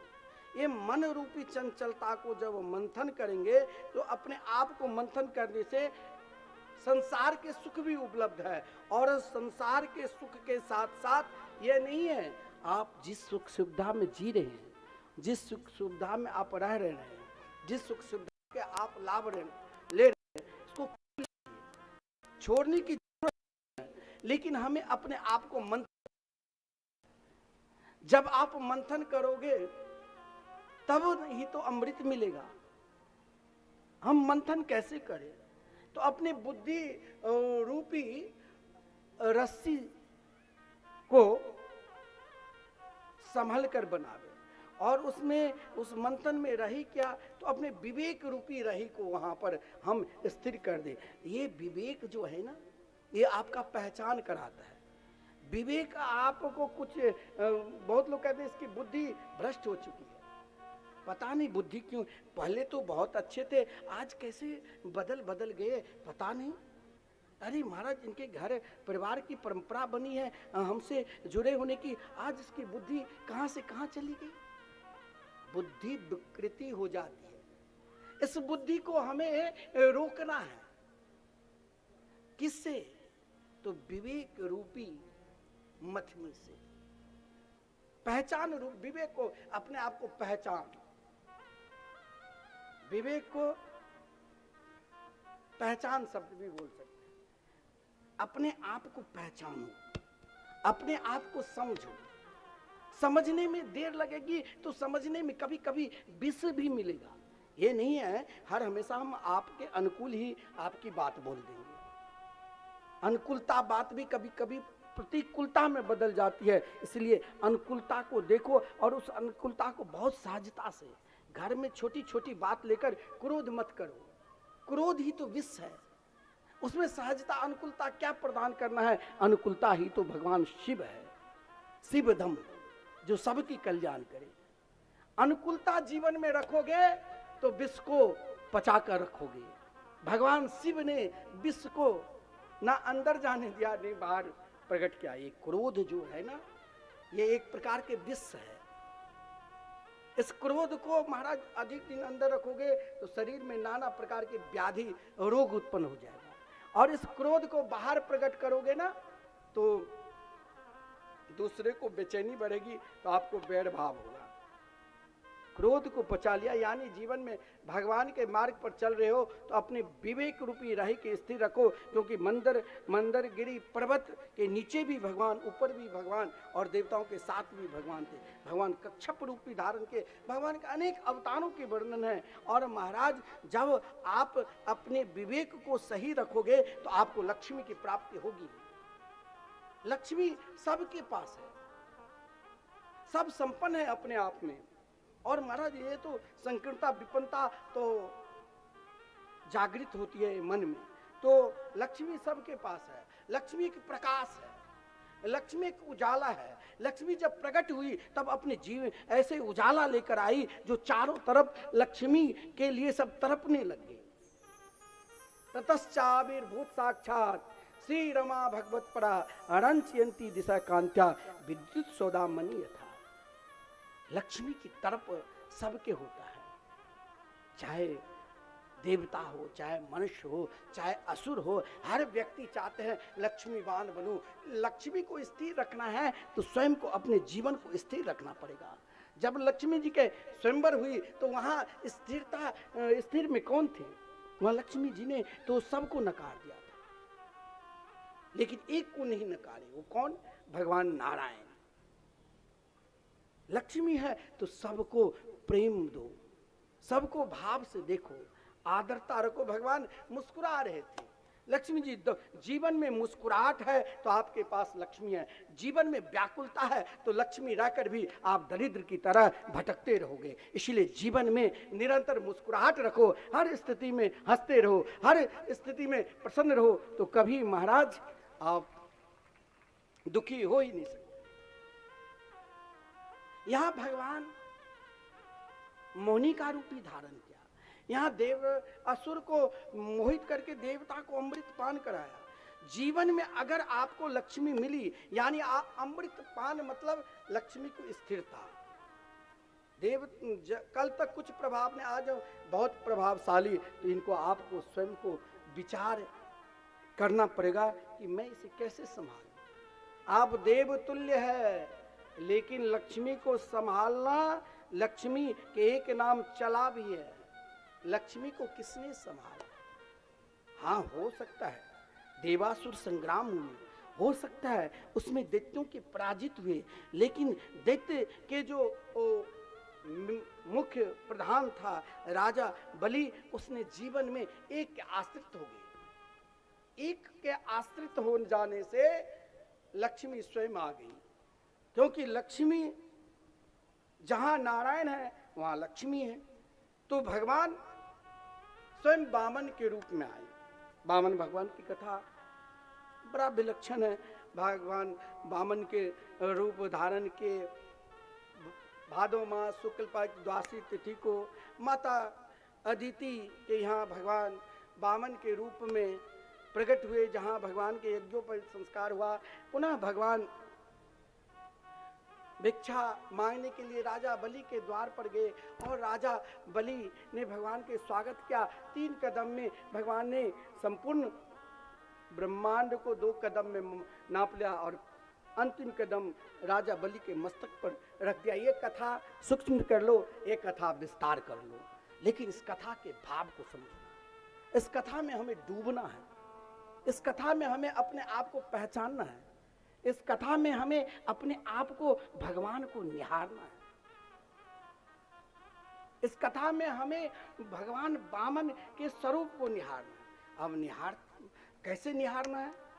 अब है हम खूब अपने आप को सुंदरता बहुत चाहेंगे, बहुत चाहेंगे। बड़े बड़े ब्यूटी पार्लर में जाकर हजारों नहीं 10,000 20,000 कहीं 5 लाख खर्चा करके भी आप गोरापन बनकर आओगे तो वही 5-7 दिन 10 दिन बहुत सुंदर लगोगे, फिर तो ऐसे ही बन जाओगे। लेकिन हमें जीवन की सदा प्रकाश बने रहे, उजाला बने रहे, क्योंकि भगवान वामन के सुंदर रूप को देखकर, भगवान वामन के सुंदरता को देखकर सब मोहित हो गए। इस कथा का एक ही भाव है। विस्तार भाव में हमें श्री कृष्ण जन्मोत्सव का भी आनंद लेना है तो विस्तार भाव भी हम कर सकते हैं, और सूक्ष्म भाव में आप बुरा मत मानना। अभी वामन भगवान, आप सब इतनी भीड़ है और सबके पास जाएंगे तो 1 घंटा तक वामन भगवान घूमते ही रहेंगे। अरे आपको चढ़ाना है, वो ब्रजवासी आए झांकी वाले, रोज उनको दे देना। इसमें से 2-4 लोग अपने खड़े होकर, ठीक है, गौ माता के लिए वृंदावन धाम में अभी आपका विद्यालय निम्बार्क संस्कृत महाविद्यालय है, जहाँ हमारा एक संकल्प है, जो उसमें कम से कम 500, वैसे तो सरकार के द्वारा अनुमोदन है, वहाँ वेतन भी मिलता है, लेकिन उन बालकों को रखना है जिनके भोजन की व्यवस्था, रहने की व्यवस्था अपने श्री निम्बार्क संस्कृत महाविद्यालय, जो आप वृंदावन श्री बांके बिहारी जी के मार्ग में जाओगे, वहाँ ना जाने आज हजारों बालक पढ़कर अनेक विद्यालयों में अपना योगदान दे रहे हैं। उस विद्यालय को बढ़ाना है। आपको वृंदावन किसी संतों को खिलाना है तो कोई जरूरी नहीं है कि आपके राजा बलि के द्वार पर भगवान वामन गए तो आपके निकट वामन आएंगे। अभी आपको केवल निहारना है, केवल पहचान करना है। उस स्तर तक जब हो जाओगे तब भगवान आपके पास पहुंचेंगे। अभी हम उस स्तर तक नहीं बने हैं, अभी हमें देखना है, अभी हमें पहचानना है, अभी हमें देना भी है। ऐसा नहीं है, वामन भगवान के चरित्र में ये भाव भी है कि अपने आप को दो, कुछ ना कुछ भगवान के लिए प्रदान करो। जो भी भाव है वो भाव भगवान के लिए दान दो, वो भाव दो। राजा बलि ने भी दिया अपने आप को। यहां तक कहा था भगवान के निकट कि प्रभु जो चाहिए वो आप हमसे मांग लो, जो जिस प्रकार की याचना है वो आप हमसे कर लो। और महाराज जी भगवान वहां पर मौन है, भगवान कुछ नहीं बोल रहे थे। कारण क्या है? क्योंकि राजा बलि के यहाँ अभिमान झलक रहा था। अभिमानी कहते अरे मेरे पास क्या कमी है, मैं तो सबसे बड़ा हूं। यही राजा बलि ने गलती कर दी। यद यद बटो वांछसी तत्प्रतीक्षा में भगवान के सामने कहा जो चाहिए वो हमसे मांग लो। इस कथा का भाव यही है, इस कथा का सार तत्व यही है, इस कथा का मूल यही है। एक भजन का हम आनंद ले और फिर इस कथा का मूल भाव को समझते हुए सीधे अपनी कामना को प्रभु से राघवेंद्र सरकार में कैसे समर्पित करें, इस भाव को बताते हुए फिर हम उस भाव में झूमेंगे, उस भाव में हम खो जाएंगे। तो आइए हम वामन भगवान के सुंदर दिव्य भाव को पूजा करते हुए और उस भाव में डूबे। हरि वामन का रूप बनाए, हाँ बनाए, बलि राजा को छलने आए। हरि वामन का रूप बनाए, बलि राजा को छलने आए। हरि वामन का रूप बनाए, हो बनाए, बलि राजा को छलने आए। हरि वामन का रूप बनाए, बलि राजा को छलने आए। ओ बलि राजा को छलने आए, ओ बलि राजा को छलने आए। ओ बलि राजा को छलने आए। ओ बलि राजा को छलने आए। हरि वामन का, हरि वामन का, जय हो। हरि वामन का रूप बनाए, बलि राजा को छलने आए। हरि वामन का रूप बनाए, बलि राजा को छलने आए। जय हो, बोलिए वामन भगवान की जय हो।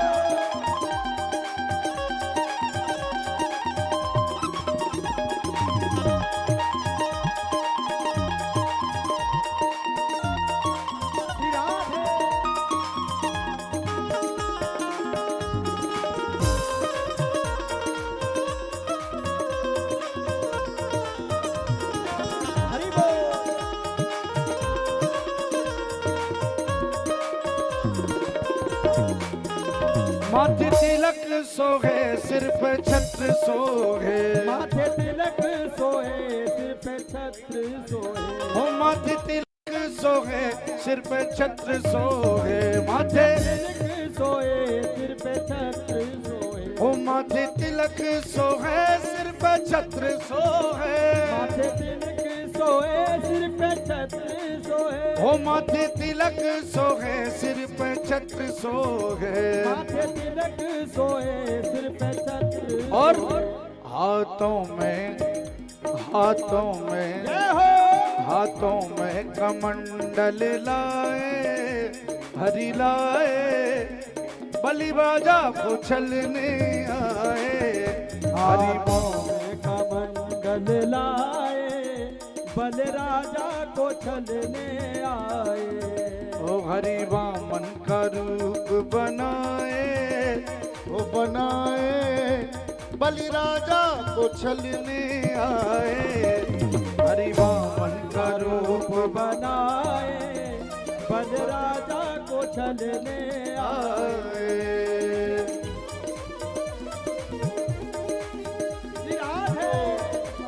बोलिए वामन भगवान की जय हो।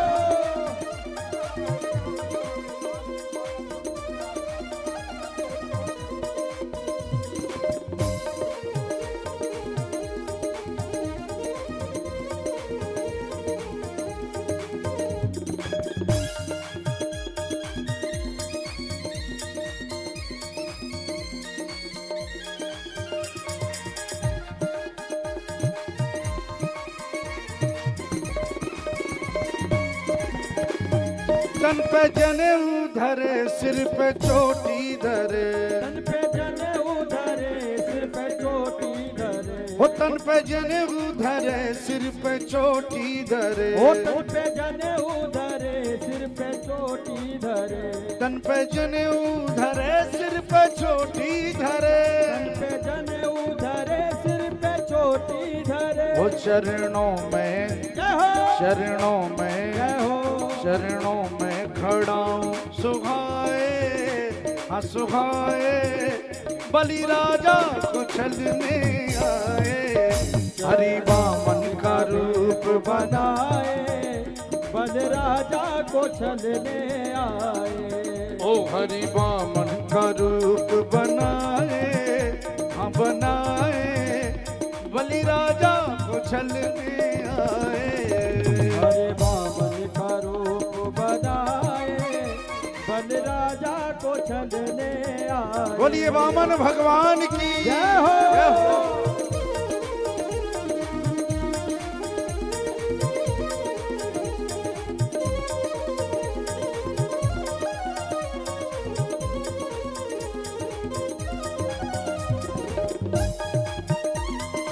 श्री राधे, हरि बोल।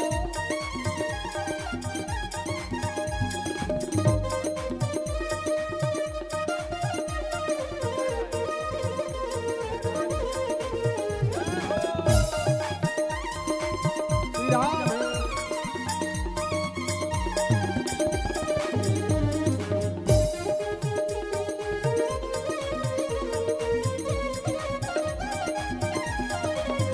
माथे तिलक सोहे सिर पे छत्र सोहे, माथे तिलक सोए सिर पे छत्र सोए। ओ माथे तिलक सोहे सिर पे छत्र सोहे, ओ माथे तिलक सोए सिर पे छत्र सोए। और हाथों में, जय हो, हाथों में, जय हो, हाथों में कमंडल लाए, हरि लाए, बलि राजा को छलने आए, हरि वामन का रूप बनाए, बल राजा को छलने आए। हरि वामन का रूप बनाए, हाँ बनाए, बलि राजा को छलने आए, हरि वामन का रूप बनाए, बल राजा को छलने आए। हरि वामन का रूप बनाए, बलि बलि राजा को छलने आए, ओ बलि राजा को छल।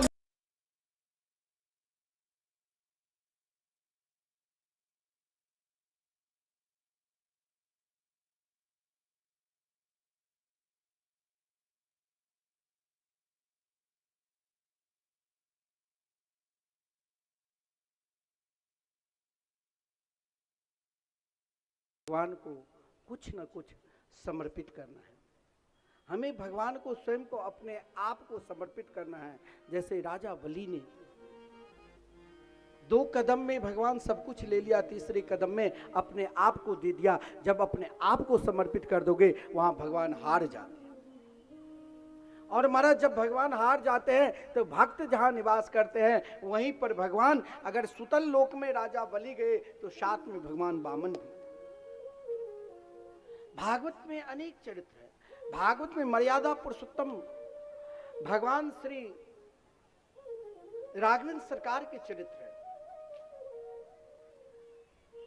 जीवन में भगवान को जब देने लग जाओगे तो आपको सीधे सीधे प्रवेश कहां मिलेगा? आपका कामना एक जगह ठहर जाएगा। वो कहां? तो श्री राम के चरणार बिंद में। अब हमें श्री राम को पहचानना है। श्री राम की पहचान केवल राम राम बोलने से नहीं पहचान होगा। श्री राम के पहचान कराने वाले कौन है जानते हो? श्री राम के पहचान करने वाले उनकी शक्ति है। और शक्ति कौन है? अयोध्या में भगवान 4 व्यूहकार में प्रकट हुए। सब जानते हैं, श्री राम, लखन, भरत और शत्रुघ्न। ये अयोध्या में बड़ा सुंदर भाव है। भाव को अगर देखा जाए तो हमको आचार्य जी, पंडित जी बोल दिए हैं कि समय का आप ध्यान रखना। 8:30 बजे मुझे चाहे 2 घंटे में हो, चाहे आधी घंटे में भी संपूर्ण कथा के भाव समझा दूंगा। ये तो कथा है। 10 घंटे भी बोलो और भाव को 10 मिनट में भी, केवल भाव को आपको लेना है, समझना नहीं, लेना है। और लेने के लिए आपको पहले अपने हृदय में अपना राम को बैठाना है। और राम, देखिए एक बात ध्यान देना, श्री राम कब आए? महाराज दशरथ के विषय में वर्णन है कि महाराज दशरथ जी 60,000 वर्ष के जब हो गए तब।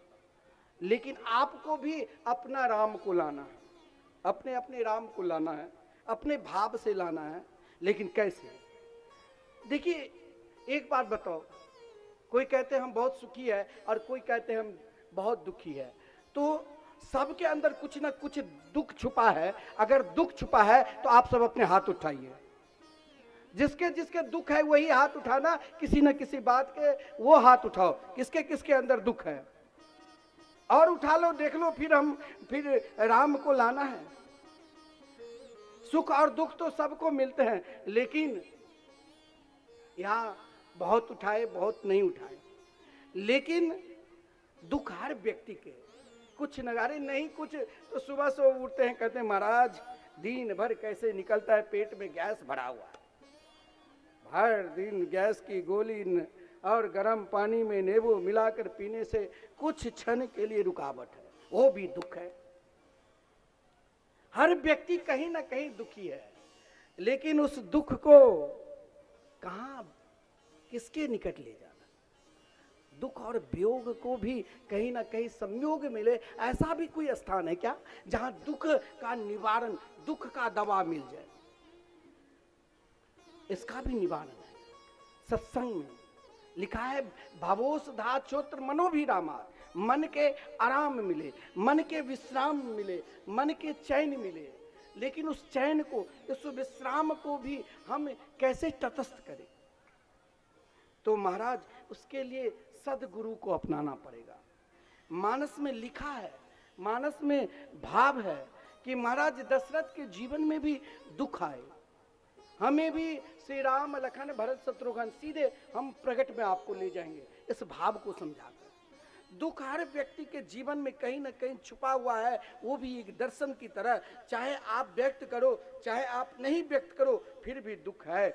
लेकिन उस दुख का समाधान आपके सदगुरु है। सदगुरु मैंने आपको बताया, जहां से आपको ज्ञान पहचान मिल जाए, जहां से आपके जीवन में प्रकाश मिल जाए, जहां आपको एक मार्ग मिल जाए जिस मार्ग में पूर्ण रूप से विश्वास जग जाए और वो विश्वास आपके हृदय में अपना राम के रूप में विराजमान हो जाए। हम चर्चा करते हैं अपने अपने राम, अपना कह लो अपने कह लो, कुछ नहीं पड़ता है, लेकिन अपने राम को अपने हृदय में कब बैठाओगे? जब तक आपके दुख रहेगा तो वहां दुख में बेचैनी है। लेकिन दुख का निवारण करो, और दुख का निवारण कौन है? तो सदगुरु। महाराज दशरथ भी, महाराज अयोध्या नरेश थे, पृथ्वी के सम्राट थे, तब भी कहाँ गए? तो सदगुरु के निकट। मानस में वर्णन है, गुरु गृह गए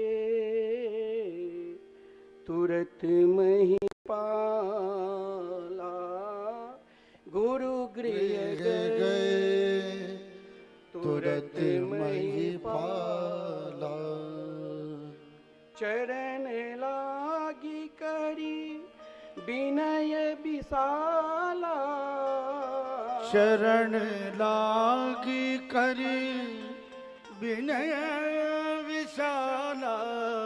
सब जगह छुपाओ, लेकिन एक अपने जीवन में ऐसे व्यक्ति को बैठाओ जो वहां कुछ छुपाओ नहीं छुपाओगे तो समाधान मिलेगी। समाधान में एक धीरज है, समाधान में एक धीरज है, धैर्य है, धैर्य धरना पड़ेगा। और धैर्य महाराज दशरथ ने धरा।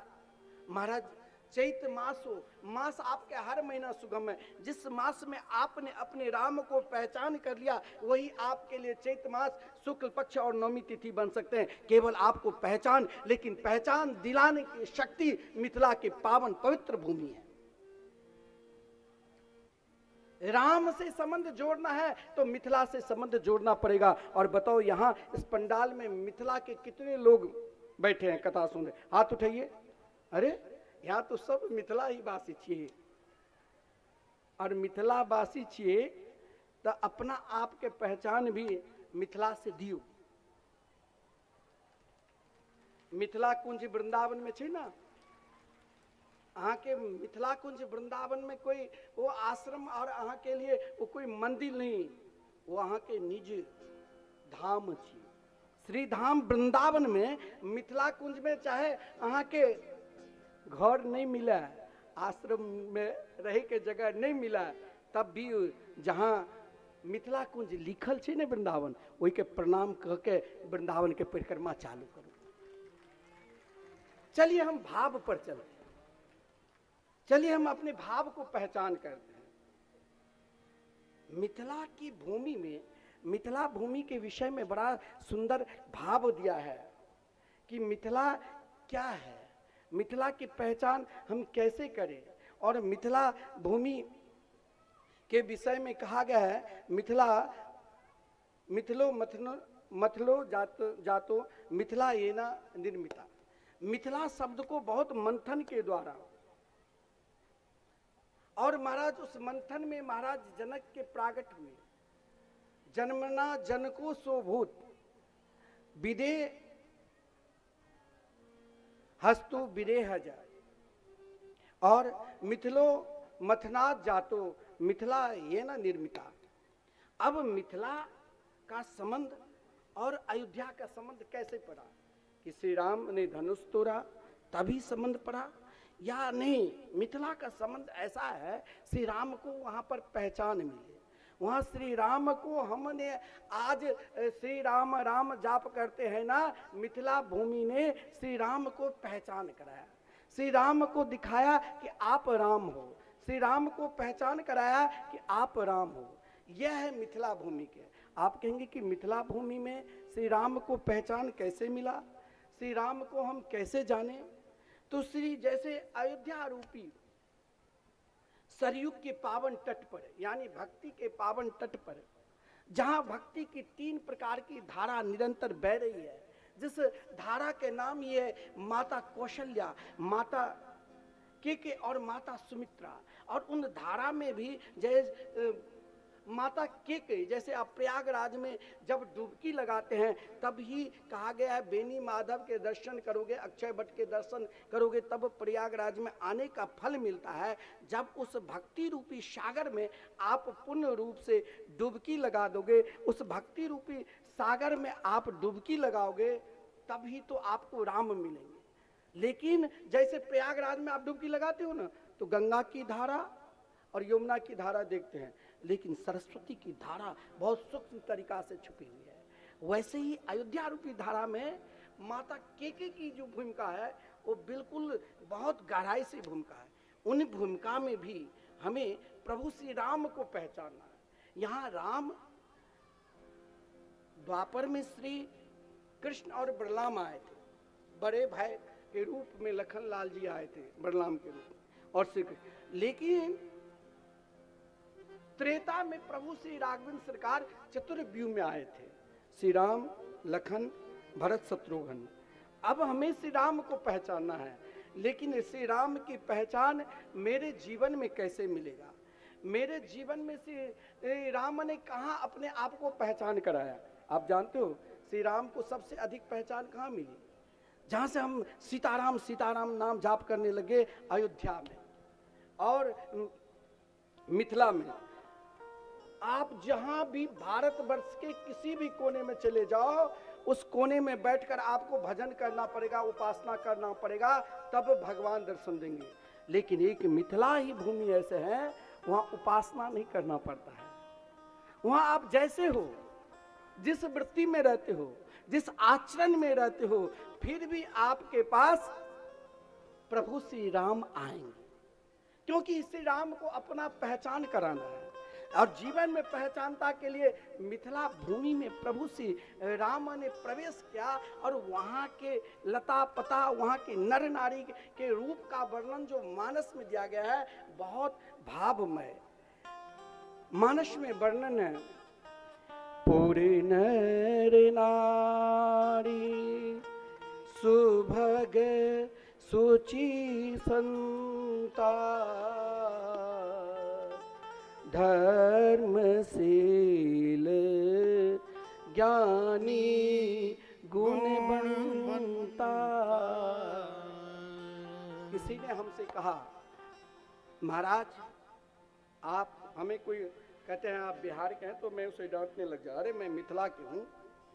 जैसे आपके ब्रजभूमि में ब्रज 84 कोस की परिक्रमा होती है, वैसे मिथिला भूमि में ब्रज 84 की कोस की परिक्रमा होती है। हम उस राज्य के, उस प्रांत के, लेकिन मिथिला भूमि में जन्म लेना, मिथिला भूमि में वास करना, और मिथिला भूमि में एक ऐसा ही भूमि है जहाँ उपासना के लिए आपको स्थान भी ढूंढने की जरूरत नहीं है। जहाँ भी आप बैठ जाओगे वही आपके पूजा की घर है। केवल घर में भगवती की पिंड बना रहता है मिट्टी के, वही भगवती आपके लिए सब जगह भगवती घर है, क्योंकि वहाँ तो स्वयं महाराज जनक और माता सुनैना स्वयं बैल के रूप में बनकर और उस भूमि में खोज किया।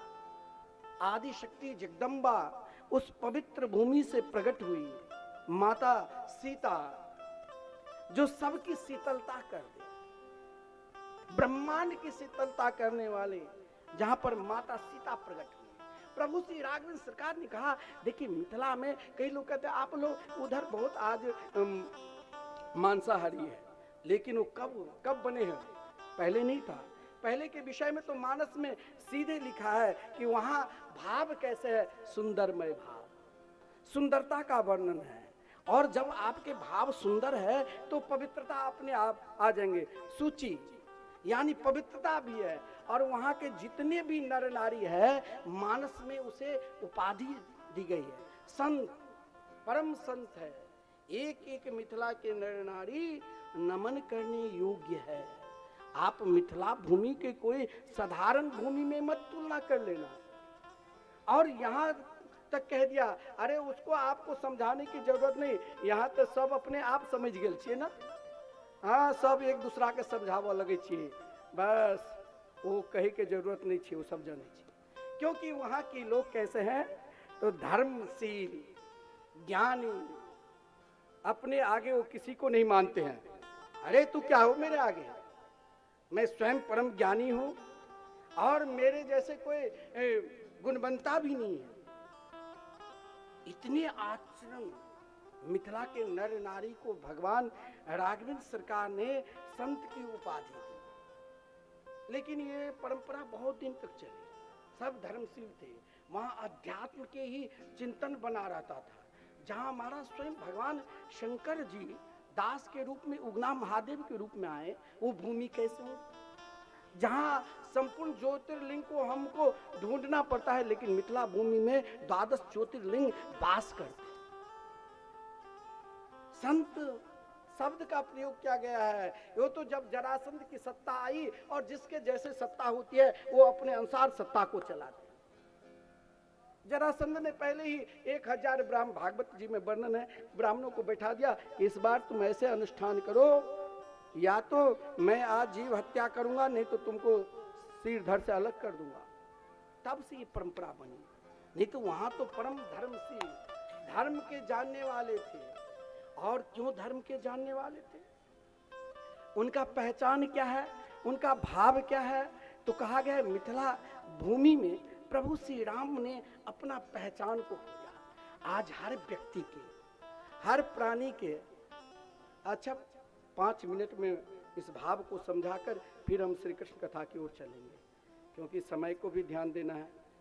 हर प्राणी को महाराज आज अपने अपने राम को ढूंढते हैं, लेकिन मेरे राम कहाँ चले गए? आज भी मिथिला के उस हम लोग नहीं मानते हैं हमारे राम कहीं फिर दोबारा अयोध्या आए हैं। मिथिला भूमि से प्रभु आज भी कोबर घर में और बढ़िया आनंद में उस निकुंज में आनंद ले रहे हैं, जिस निकुंज में श्री धाम वृंदावन में प्रियाप्रतम नित्य रास लीला करते रहते हैं। वैसे ही हमारे प्रभु मिथिला के उन कुंजों में आज भी हम उनको मिथिला पेंटिंग के रूप में उस कोबर घर को सजाते हैं, देखते रहते हैं मेरे प्रभु कैसे सियाजू के साथ है।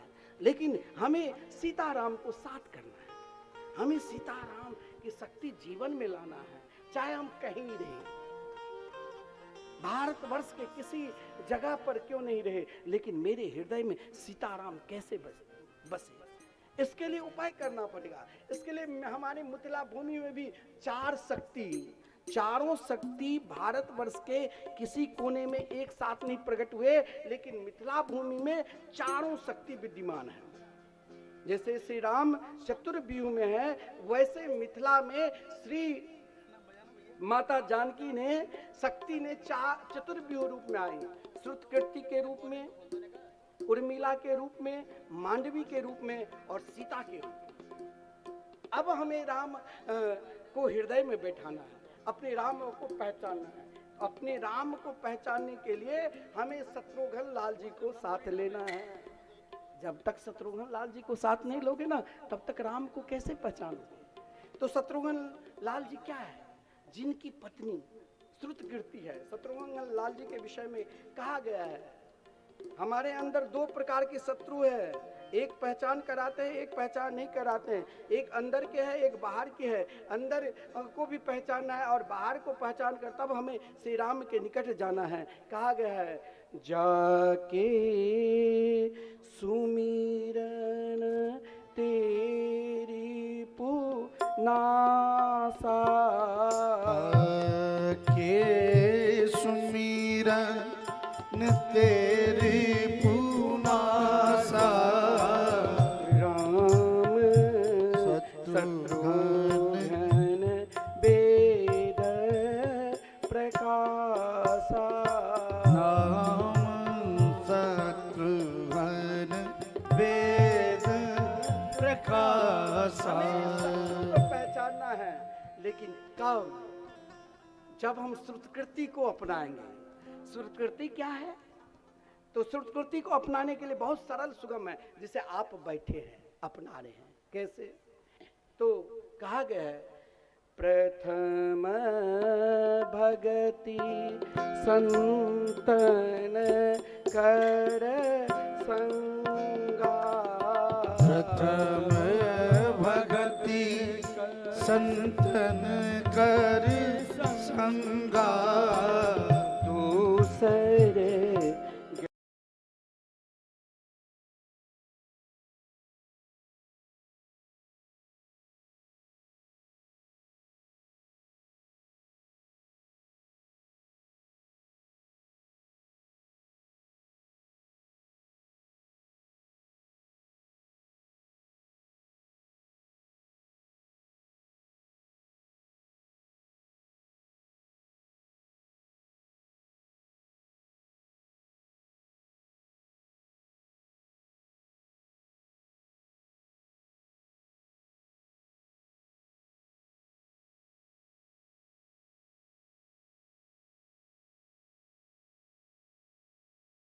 लक्ष्य बनाना पड़ेगा और एक लक्ष्य ही उर्मिला सकती है। जब प्रभु श्री राघवन सरकार बन जाने लगे ना, तो लखनलाल जी को कहा कि माता पिता को सेवा करो, लेकिन लखनलाल जी ने कहा क्या, गुरु पीतु मातो न जानहु काहो, गुरु पेत मात न जाने करहु स्वभाव नाथ पति जाओ, करहु स्वभाव नाथ पति जाओ। अब महाराज लक्ष्य एक हो, लखनलाल जी के लक्ष्य एक बना था कि हम किसी को नहीं जानते हैं। एक लक्ष्य बनाओ कि हमारे हृदयाकाश में श्री राम बैठे।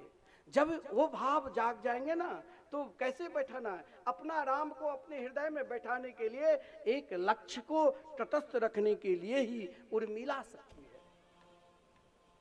14 वर्ष तक एक नजर से उस दीपक को निहार रही है, यही लक्ष्य है। हम निहारते हैं, दीपक जलाते हैं, 10 मिनट में बेचैन हो जाते हैं। लेकिन उर्मिला, लक्ष्य को एक निष्ठ रखो, लक्ष्य को एक जगह बना कर रखो, लक्ष्य को भटकाओ नहीं, लक्ष्य को अपने आप में तटस्थ कर दो। तटस्थ ही उर्मिला शक्ति है। और जब उर्मिला शक्ति है तो जीवन में आपके हृदय में प्रेम जागेगा। और जब प्रेम जगेगा, प्रेम का पराकाष्ठा कौन है? आदरणीय श्रीमान भरत जी। और भरत जी की जो शक्ति है मांडवी शक्ति, वो प्रेम की ललाई आपको जिज्ञासा को बढ़ाने वाली है। और जिज्ञासा जब बढ़ने लग जाएगी ना, तब एक ही आनंद है। क्या? जो आनंद सिंधु सुख राशि, जो आनंद सिंधु सुख राशि, सीकर त्रैलोक सुपासी, सीकर त्रैलोक सुपासी, सो सुख धाम राम अस नामा, सो सुख धाम नाम रस नामा, अखिल लोक दायक विश्राम, अखिल लोक दायक विश्राम। अपने राम को बांटो नहीं, अपने समाज को बांटो नहीं, अपने धर्म को बांटो नहीं, अपने धर्म को एक में। हम सनातनी हैं, हमें अपने आप को पहचानना है तो अपने राम को अपने हृदय में बैठाना है। और जब से राम हृदय में बैठ गए तो जीवन की शांति मिलने लगी, जीवन का विश्राम मिलने लगे। और जीवन की विश्राम में भी शीतलता मिले तो और आनंद। तो सीता शीतलता की प्रतीक है। और सीता शीतलता क्या प्रदान करेंगे? जो आपके अंदर जो दैहिक दैविक भौतिक जो ताप है, उन संपूर्ण ताप को नष्ट करके आपके हृदय में राघवेंद्र सरकार को बैठा देंगे। बोलिए जय जय श्री राम। केवल बैठाना है। तो आइए, आग्रह है कि एक मिथिला की भजन आप गा दीजिए और फिर हम सीधे श्री कृष्ण कथा की ओर चलेंगे और उत्सव ही मनाएंगे।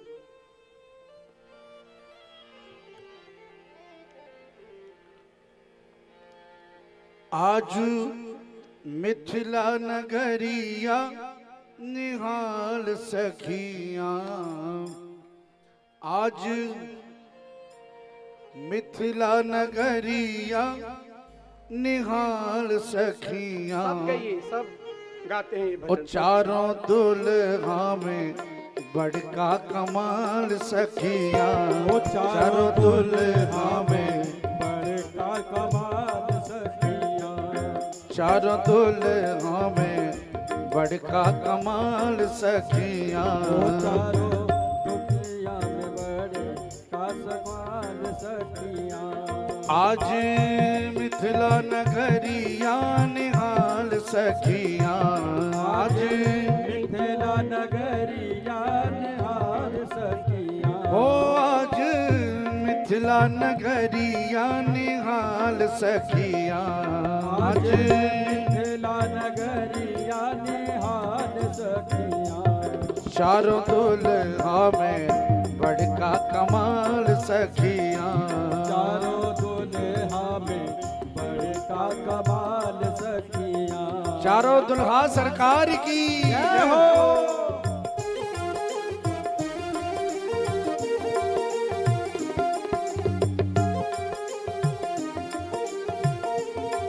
राधे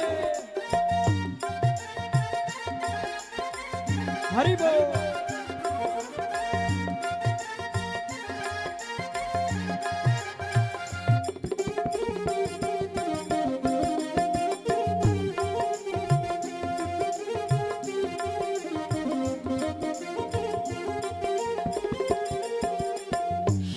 मणि मोरिया कुंडल सोहे कनमा, मणि मोरिया कुंडल सोहे कनमा। हरि कजरारी जुलमी नयनवा कारी कारी कजरारी जुलमी नयन लाल चंदन शोभे इनके बाल सखिया हो लाल चंदन शोभे इनके बाल सखिया आज मिथिला नगरिया निहाल सखिया आज मिथिला नगरिया निहाल सखिया ओ आज मिथिला नगरिया निहाल सखिया आज मिथिला नगरिया जय हो जरा ताली बजाते हुए निहाल है चारों दुल्हा सरकार की जय हो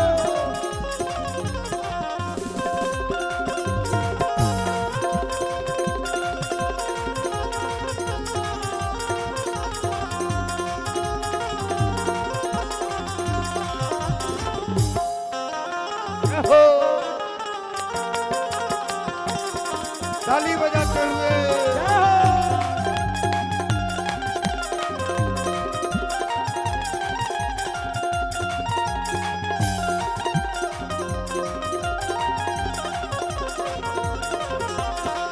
श्यामल श्यामल गोरे गोरे जोड़ियां जहान रे श्यामल श्यामल गोरे गोरे जोड़ियां नहान रे अखियां न देखे नीना सुने नीना कान है अखियां न देखे न सुनने न कान रे जुग जुग जोड़ी बेमिसाल सखियां आज जुग जुग जीव जोड़ी बेमिसाल सखियां वो चारों की चारों दुल्हा में बड़का कमाल सखियां वो चारों दुल्हा में बड़का कमाल सखियां आज मिथिला नगरिया निहाल सखियां आज मिथिला नगरिया निहाल सखियां और जरा एक बार सभी भक्तों के दोनों हाथ ऊपर। आज मिथिला नगरिया निहाल सखियां आज मिथिला नगरिया निहाल सखियां ओ आज मिथिला नगरिया निहाल सखियां ओ आज मिथिला नगरिया निहाल सखियां जय हो बोले सीताराम सरकार की जय हमारे आचार्य जी जो यहाँ जो हम कथा कर रहे हैं ना, बिल्कुल उनसे जितनी देर जब कहेंगे विश्राम तो विश्राम, उत्सव तो उत्सव, चलो उत्सव की ओर। भगवान श्री कृष्ण अवतार कब लेते हैं? अवतार का प्रयोजन क्या है? अवतार का प्रयोजन है पहचान। और पहचान कब होता है? जब हम उनको पहचाने। कब? दो प्रकार के लड़ाई से हम लड़ते हैं। एक लड़ाई जो हम जिसको नहीं पहचानते, एक लड़ाई हम पहचानते हैं फिर भी हम चुपके से बैठे हैं, उसे अधर्म कहा गया। उसे हम जानते हैं कि हम सब सनातनी हैं, हम जानते हैं कि हमारा धर्म क्या है, हम जानते हैं कि आज समाज में ऐसे क्यों कैंसर बीमारी की तरफ फैल रहे हैं, लव जिहाद। आप कहेंगे कि मेरी बेटी नहीं पहचाना, उनको कहो बेटी यदि तुम पहचानते हो तो उनको 3 पीढ़ियों को देखो, आधार कार्ड। अब सरकार जो इस समय सबके वोटर लिस्ट सही कर रहे हैं तो कितने पहचान देना पड़ता है एसआर के माध्यम से, तो हमें भी उसको पहचान। लव जिहाद होगा ही नहीं, अधर्म बढ़ेगा ही नहीं, और अधर्म को रोकने के लिए तो भगवान श्री कृष्ण अवतार लिए। उस समय भी अधर्म को बढ़ाने के लिए कंस जैसे दुर्दांत था, उनके साथ ऐसे भी अधर्मी के साथ भी बहुत लोग देते हैं, लेकिन हमें अपने धर्म को पहचानना है। और जिस दिन हमने अपने धर्म को पहचान लिया उसी दिन श्री कृष्ण अवतार लिए। धर्म को पहचानना है। अधर्मी को देखना कि अधर्म किस मार्ग के द्वारा हम पर आक्रमण करते हैं, अधर्म कैसे हमारे ऊपर आज चारों तरफ से लगे हुए हैं, जबकि हम अपने धर्म में तटस्थ है। धर्म में तटस्थ मथुरावासी भी थे, लेकिन वो अपने आप को पहचान कुछ क्षण के लिए भूल गए थे, तो कंस से सब के सब भयभीत हो गए। हमें भयभीत नहीं होना है। भगवान अवतार लेते हैं जब पृथ्वी पर अधर्म बढ़ता है, धर्म की स्थापना के लिए, और धर्म की स्थापना करने के लिए वहां माता पिता वसुदेव और देवकी, जिनकी माता पिता हो। धर्म कभी कभी हम अपने आप को कैद कर चुके हैं, पहचान भुलाने के लिए हम कभी कैद हो जाते हैं, लेकिन भगवान कहते हैं हमें कैद से बाहर होना है। हमें अपने पहचान हर जगह दिखाना है कि हम सनातनी हैं। हमें केवल कहना नहीं किसी को पड़े कि आप सनातनी हो, हम स्वयं अपने धर्म पर विश्वास रखकर अपने घर परिवार को, मैंने पहले ही कहा कि उनको एक साथ बैठाकर समझाना है कि अपने धर्म को वास्तविक समझो। नहीं समझोगे तो कल फिर कंस जैसे दुर्दांत आप पर आक्रमण करेंगे। कंस जैसे दुर्दांत हर व्यक्ति के ऊपर मथुरावासी को कष्ट दिया, लेकिन जेल में बंद रहने के बाद भी वसुदेव और देवकी का पुकार से भगवान, तब तक आप मरोगे जब तक पुकार नहीं करोगे। पुकार यानी पहचान। देवकी के ऐसे नहीं है, 6 संतान को कंस ने समाप्त कर दिया। 7वें संतान के रूप में स्वयं भगवान अपने तेज को, पहले आपका जो तेज है ये है पहचान, बलदाव भैया के रूप में है। और 8वें संतान भादो मास कृष्ण पक्ष अष्टमी तिथि बुधवासरे रोहिणी नक्षत्र से युक्त जब भगवान कहां पर प्रकट हुए, कंस के कारागार में। लेकिन भगवान ने यहाँ वसुदेव और देवकी से कहा आप बंद, आप हथकड़ी बेनिया क्या है, भय डर, आप क्यों डरते हो? आपके साथ बहुत लोग खड़े हैं, आप डरो नहीं, आप आगे बढ़ो। यही बात भगवान ने भी कहा था कि आप क्यों डरते हो? मेरे शरण, धर्म के शरण में जाने से, अपना धर्म इतना प्रबल है, इस धर्म पर विश्वास रखने से आपको भटकना नहीं पड़ेगा। अपना धर्म में सब कुछ है। भगवान ने यही पहचान कराया, और पहचान कराने के बाद भगवान ने कहा तुम जगो, मैं हूं खड़े। तब वसुदेव जी ने जगा। वसुदेव जी ने कहा हथकड़ी बेनिया खोल चुके हैं। तमद भूतम बालकम वसुदेव एक छतरा। आपके धर्म यानी साक्षात भगवान धर्म के रूप में है, कितने प्रभावशाली है। तो जिनके द्वारा वास्यात नर्मदा नदी इति सौवरी, भगवान नर्मदेश्वर भगवान शंकर जी के द्वारा जिनकी स्तुति की जाती है, स्तवन की जाती है, वही तो श्रीमान वसुदेव जी के यहाँ पुत्र बनकर आए। हमारे धर्म सनातन, अन्य धर्म में सबकी परंपरा है कुछ समय के, हमारे धर्म तो सनातन धर्म है, और सनातन धर्म अखंड है। भगवान हमारे धर्म अखंड है। भगवान को कोई पकड़ सकता है? क्योंकि भगवान तो हर जगह है। मानस में कहा गया है जाके रोम कोटि ब्रह्मंडा, वो हर जगह है, केवल पहचानना है। पहचान अपने आप को, भगवान ने कहा कि भगवान ने पहचान 2 रूप में। आप कहेंगे बहुत संगठन से बहुत परिश्रम कर रहा है, आपको पहचान कराते हैं। भगवान भी आपको पहचान कराया, लेकिन आप भयभीत हो जाते हैं। भगवान कहते क्यों डरते हो?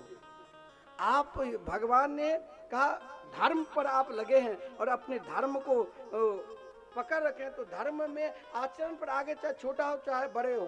भगवान ने जब वसुदेव जी ने स्तुति की, देवकी ने स्तुति की, तो वही जेल में भगवान ने पहले चतुर्भुज रूप में दर्शन दिया था। शंख चक्र गदा पद्म से सुशोभित, दिव्य तथा बहुमूल्य विशिष्ट आभूषणों से युक्त पीताम्बरधारी। लेकिन भगवान जब वसुदेव जी के धर्म को निरंतर अपने मस्तक पर रखोगे तो आपका जीवन निरंतर उजाला रहेगा, आपके जीवन में प्रकाश बना रहेगा, आप कभी डरोगे ही नहीं।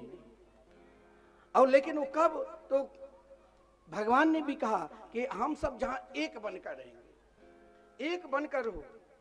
एक बनकर रहोगे कहाँ? बोले जहां सब एकत्रित है, मुझे गोकुल में भेज दो। बोले कैसे? बोले धर्म ऐसा है, तुम आगे बढ़ो तो फिर अपने आप पहचान मिलने लग जाएगा। भगवान वसुदेव जी ने कहा कैसे बढ़ूं? भगवान ने कहा, भगवान छोटे हो गए, बभुवा प्राकृत सुसु, छोटे होने के कारण यही है। भगवान ने कहा अपने धर्म को अपने विस्तार बाद में ले चलना है तो मुझे गोकुल में जहाँ मेरे नित्य माता पिता है वहाँ पर ले चलो।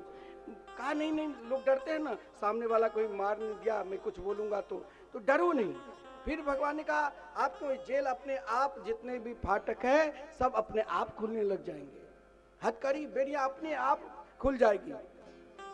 प्रहरी आपके धर्म इतना तेज है, जो इस तेज में आप सही में जिस दिन खड़े हो गए ना, कोई आपके सामने टिक नहीं सकता है, वो तो तनिक है। लेकिन आप खड़े नहीं, आप भयभीत हो जाते हैं। अरे वो तो सोए हुए हैं। जब भगवान चले ना, धर्म जब चलता है तो अधर्मी सबके सब सो जाते हैं। कंस के 10,000 सुरक्षा कर्मी सबके सब सो गए थे। धर्म वहीं एकत्रित रहेंगे जहां उत्सव कहां होता है। क्यों मथुरा में उत्सव नहीं हुआ? अरे भगवान तो जब चतुर्भुज रूप में दर्शन दिए तब फिर देवकी और वसुदेव जी का भय किस कारण? उत्सव वहां रहेंगे जहां हम सब एक संगठन बनकर रहेंगे। हम अपने आप को पहचानेंगे कि हम कट्टरवादी सनातनी हैं। हम अपने राष्ट्र के लिए सब कुछ कर सकते हैं, हम अपने धर्म के लिए सब कुछ कर सकते हैं। वही तो उत्सव होता है। वहां फिर उत्सव में सहयोग के लिए आपका मन को निर्मल बना देगा, आपके उत्साह को निर्मल बना देगा। उत्साह बनाने के लिए ही जब आदरणीय वसुदेव जी मस्तक पर ले जा रहे थे कन्हैया को, तो यमुना जी तरंग दिखाने लगे कि मैं भी इस धर्म में सम्मिलित हो जाऊं। ये धर्म, सनातन धर्म ऐसे हैं जो हम चाहे अनेक देवी देवताओं की उपासना करते हैं, लेकिन उन उपासना की तत्व एक ही है, परमात्मा के चरणारविंद पहुंचना वही है। महाराज यमुना जी को भी भगवान ने कहा आप तरंग, अनेक धर्म की तरंग में धर्म को एक तरह सनातन धर्म को आगे बढ़ाना है। तो जहां सनातन धर्म आगे बढ़ा वहां उत्सव है, वहां उजाला है। वसुदेव जी ने ज्यों ही रखा, लिखा है भागवत में, वसुदेव सुत श्रीमान वासुदेवो खिलात्मनि लीने नंद सुतो राजन विद्यु सोदामन यथा। वसुदेव नंदन नंद नंदन में उसी प्रकार लीन हो गए जैसे बिजली तड़कती है, कोई देखता है कोई नहीं देखता है।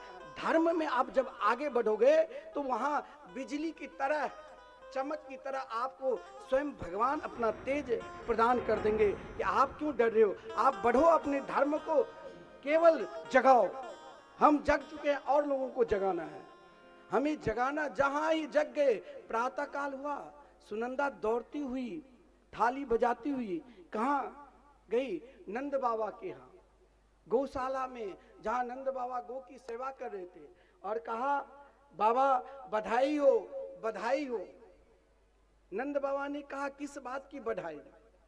बोले आपने जो अनुष्ठान करी, आपने जो ब्राह्मण जिवाए, आपके यहाँ एक छोटो सो नन्हो सो प्यारो सो लाला भयो है।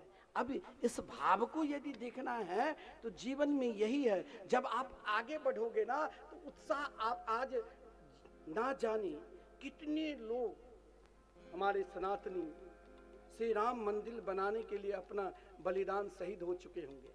आज जब भव्य श्री राम मंदिर बना तो जो जहां साकेत धाम में भी होंगे तो वहां नृत्य करते होंगे कि महाराज आज हमें इस उत्सव में सम्मिलित होना है।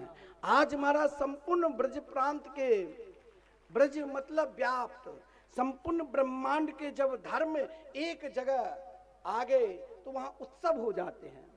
वहां उत्सव महाराज नंद बाबा के केवल महल में ही नहीं, आज जन जन यशोदा आनंद होकर सब गाते हैं, नंद घर आनंद भयो जय कन्हैया लाल की। आज सब उत्सव मनाते हैं। उत्सव कब आपके जीवन में है? जब आप सब एक बनकर हो, जब आप हर लड़ाई से, चाहे लव जिहाद लड़ाई हो, चाहे आपको अनेक धर्म में बांट रहे हैं कि आप दलित हो, आप जैनी हो, आप ये हो, जब आप स्वयं अपने आप को पहचानेंगे कि हम सब के सब एक हैं, हम एक बनकर रहेंगे। अरे अभी आप लोग हाथ उठाए तो यहाँ इतने लोग मिथिला के हैं, बताओ आपके धर्म पर और आप जहाँ रहते हैं आपको कोई कुछ कर सकता है? केवल एक बनकर रहना पड़ेगा। एक ही तो उत्सव है, एक ही तो आनंद है, और एक में ही प्रसन्नता होती है। नंद बाबा को भी प्रसन्नता हुई, और लिखा है प्रसन्नता कैसे है तो भागवत में वर्णन है, नंदस्त्वात् मज उत्पन्ने जाता हला दो महामना आहूय विप्र वेद ज्ञान स्नात सुचिर अलंकृता। जब महाराज आपके हृदय में आनंद उत्पन्न होगा तो केवल वो आनंद यशोदा की ही नहीं मिला। आज ब्रज, ब्रज यानी ब्रह्मांड, ब्रज यानी व्याप्त। ब्रज केवल हम ब्रजवासी ब्रज 84 कोस में ही नहीं, जैसे मिथिला संपूर्ण बिहार भूमि में कहीं भी आप यहाँ भी है, यह भी भूमि आपके लिए पूजनीय है। आप जहाँ आराधना करते हैं, कर्म करते हैं, सब आपके लिए पूजनीय है। जहाँ भी आप श्री कृष्ण के उपासना करते हैं वही आपके लिए ब्रज है। इसीलिए ब्रज मतलब व्याप्त, संपूर्ण ब्रह्मांड में व्याप्त। इसीलिए श्री कृष्ण जन्मोत्सव में ब्रह्मा शंकर इंद्रादि संपूर्ण देवता प्रवेश किए और सब नाच रहे हैं, झूम रहे हैं और सब उस उत्सव में सम्मिलित हो रहे हैं और गा रहे हैं। ब्रज में हो रही जय जयकार, नंद घर लाला जायो है, ब्रज में है रही जय जयकार। नंद घर लाला जायो है, ओ ब्रज में है रही जय जयकार, नंद घर लाला जायो है। हाँ लाला जायो है, ब्रज में लाला जायो है। हो लाला जायो है, ब्रज में लाला जायो है। कि ब्रज में, कि ब्रज में, कि ब्रज में है रही जय जयकार। नंद घर। आप सब भीड़ काफी है तो अपना जो आभूषण कोई पहन कर आए होंगे उसका भी ध्यान रखना, मोबाइल का भी ध्यान रखना। और साथ में कुछ लोग जो महाराज आगे बैठे हैं वहीं पर जहां खड़े होकर झूमिए और बधाई भाव से गाइए और भाव से महाराज भंडारा चल रहे, सब अपना सेवा करिए और सब गाते रहिए, लेकिन शांति पूर्वक। आप इस झांकी के भी बड़े भाव में दर्शन करेंगे, फिर हम सब उत्सव लेंगे। यही उत्साह हमें निरंतर रखना है, यही आनंद हमें निरंतर रखना है और यही आनंद में हमें मस्त रहना है और यही सनातन धर्म को आगे बढ़ाने के लिए ही यह उत्सव है और यही गाना है। सबको सम्मिलित कि ब्रज में है रही जय जयकार, नंद कर लाला जायो है। ओ ब्रज में है रही जय जयकार, नंद घर लाला जायो है। ओ ग्वाल बाल सब हिल मिल गावे, ग्वाल बाल सब हिल मिल गावे। यूथ की यूथ नंद घर आवे, यूथ की यूथ नंद घर आवे। ब्रह्मानंद समान आज सुख सबने पायो है। अरे हाँ ब्रह्मानंद समान आज सुख सबने पायो है कि ब्रज में। भाई आज हुआ है हमारे कान्हा का जन्म, तो ऐसा लग ही नहीं रहा, कोई झूम ही नहीं रहा मस्ती में। जरा दोनों हाथ ऊपर, सभी के दोनों हाथ ऊपर और मस्ती में जरा ठुमका लगाते हुए। कि ब्रज में है रही जय जयकार, नंद घर लाला जायो है। कि ब्रज में है रही जय जयकार, नंद घर लाला जायो है। जय हो, अरे बधाई हो, बधाई हो।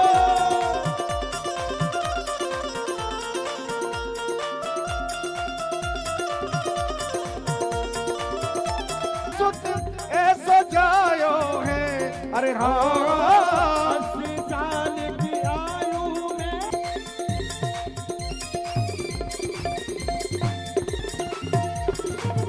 ब्रह्मा शिव सनकादिक आए, ब्रह्मा शिव सनकादिक आए और सिद्ध मुनि सब देव सिहाए। सिद्ध मुनि सब देव सिहाए। ओ ब्रह्मा शिव सनकादिक आए, ब्रह्मानिक दर्शन का दिख आए, सिद्धि मुनि सब देव सिखाए, सिद्धि मुनि सब देव सहाय, घर ग्वालन को रूप सबई मिल मंगल गायो है।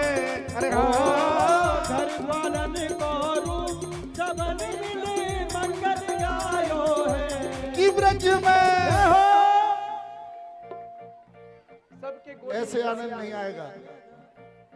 जरा दोनों हाथ खोल के और मस्ती में झूमते हुए कि ब्रज में है रही जय जयकार, अंधे घर लाले तेरी मैया। अरे दे देरी मैया बधाई, दे देरी मैया के झूले के झूले पलने में नंदलाल, बधाई दे तेरी मैया। पलने में नंदलाल, बधाई दे तेरी मैया। अरे बधाई हो, बधाई हो।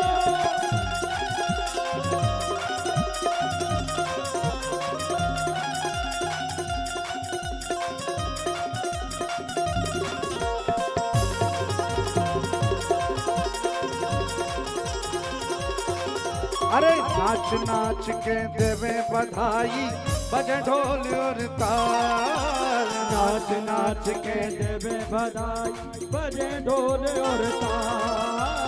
नाच नाच के देवे बधाई, बजे ढोल और ताल। नाच के देवे बधाई, बजे ढोल और ताल। भाई मैं कह रहा हूँ नाच नाच के दे रहे बधाई, तो आप तो अपने स्थान पर खड़े हो, कहाँ नाच रहे हो? जरा मस्ती में झूमते हुए और कहना है क्या मेरे काना से? अरे नाच नाच के देवे बधाई, बजे ढोल और ताल। नाच के देवे बधाई, बजे ढोल और ताल। और दे दे हमको मुंदरी पायल और मोतियन की मोर। अरे हाँ दे दे हमको मुंदरी पायल और मोतियन का हार। कि तेरी गोद में आयो लाल, बधाई दे तेरी मैया। ओ तेरी गोद में आयो ना, बधाई दे तेरी मैया। कि तेरी गोद में आयो लाल, बधाई दे तेरी मैया। ओ तेरी गोद में आयो ना, बधाई दे तेरी मैया। जय हो।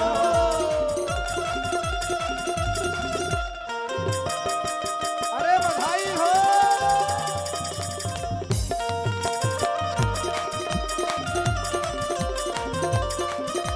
जय हो।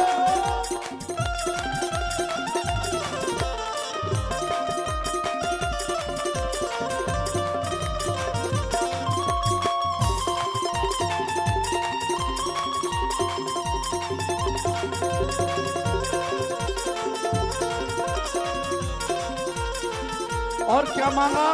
दे दे हमको अनधन मैया और दे लहंगा साड़ी। दे दे हमको अनधन मैया और लहंगा चूनर साड़ी। दे दे हमको अनधन मैया और दे लहंगा साड़ी। दे दे हमको अनधन मैया और लहंगा साड़ी। पर कंजूसी से काम चलना, कंजूसी से काम चलेना। और दे मोटर गाड़ी के तेरी गोद में आयो लाल, बधाई दे तेरी मैया।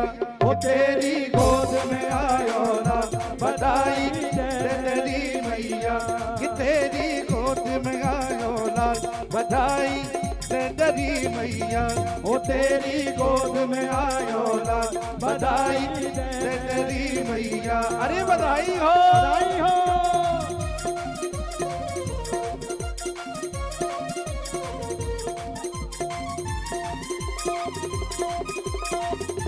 जय हो।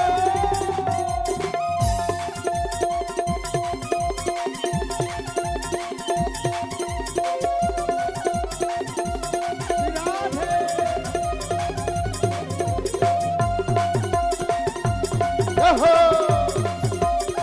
अरे बधाई हो।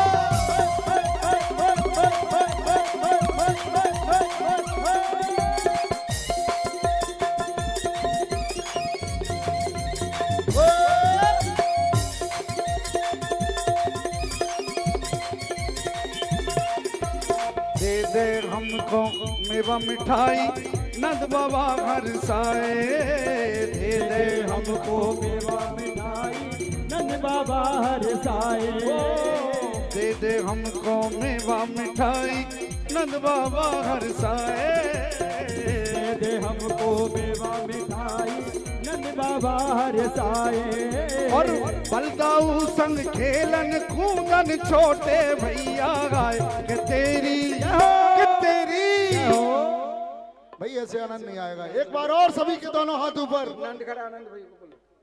सभी के दोनों हाथ ऊपर और मस्ती में जरा झूमते हुए कि तेरी गोद में आयो लाल बधाई दे तेरी मैया ओ तेरी गोद में आयो लाल बधाई दे तेरी मैया कि तेरी गोद में आयो लाल बधाई दे तेरी मैया ओ तेरी गोद में आयो लाल बधाई दे तेरी मैया सौ बार बधाई लोगों सौ बार बधाई लोगों लाखों बार बधाई नंद जी के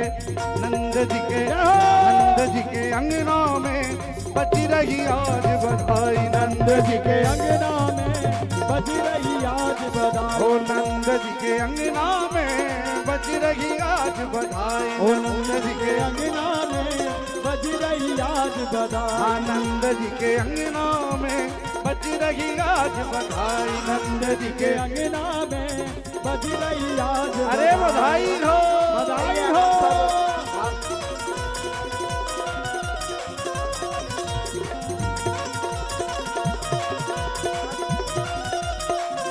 जय हो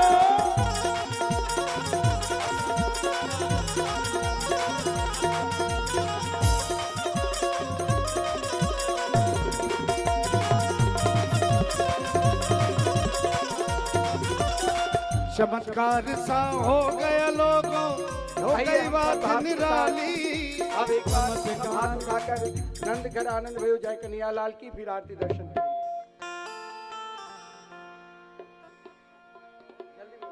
अरे नंद घर आनंद भयो जय कन्हैया लाल की नंद घर आनंद भयो जय कन्हैया लाल की जय कन्हैया लाल की हाँ जय हो दाऊ दयाल की जय कन्हैया लाल की हो जय हो दाऊ दयाल की आनंद उमंग भयो जय कन्हैया लाल की आनंद उमंग भयो जय कन्हैया लाल हे जी नंद घर आनंद भयो जय कन्हैया लाल की नंद घर आनंद भयो जय कन्हैया लाल की कौन को दीने हाथी घोड़ा कौन को दीनी पाल की कौन को दीनो हाथी घोड़ा कौन को दीने पाल की कौन को दीने हाथी घोड़ा कौन को दीनी पाल की कौन को दीनो हाथी घोड़ा कौन को दीनो पाल की जी आनंद उमंग भयो जय कन्हैया लाल की आनंद उमंग भयो जय कन्हैया लाल की स्वानन को हाथी घोड़ा बूढ़न को पाल की स्वानन को हाथी घोड़ा बूढ़न को पाल की आनंद उमंग भयो जय कन्हैया लाल की आनंद उमंग भयो जय कन्हैया लाल की आनंद उमंग भयो जय कन्हैया लाल की आनंद उमंग भयो जय कन्हैया लाल अरे ताली सेवा करते हुए जय हो जरा दोनों हाथ खोल के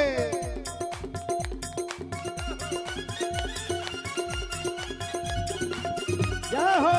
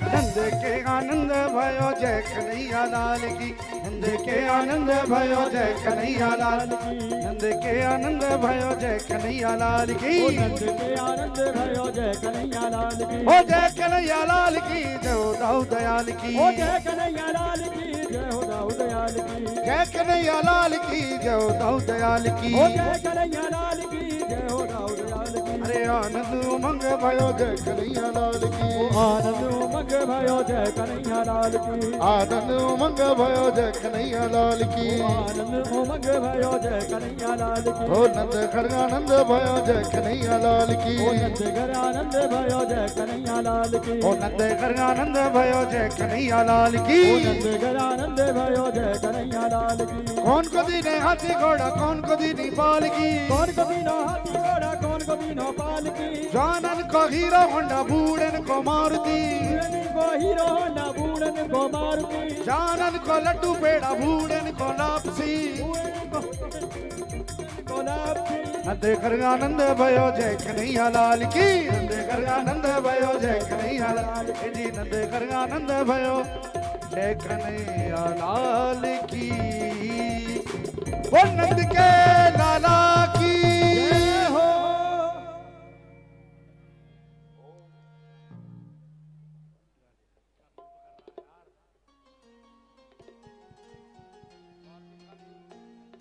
ओम ज्वाला मालिन्यै नमः रत्नेश्वर्यै नमः आरतिकं समर्पयामि। ओम चंद्रमा मनसो जात चक्षुः सूर्यो अजायत श्रोत्राद्वायुः प्राणच मुखादग्निरजायत। आरती बाल कृष्ण की जय, आरती बाल कृष्ण की जय, अपनो जन्म सफल कर लीजिए, अपनो जन्म सफल कर लीजिए।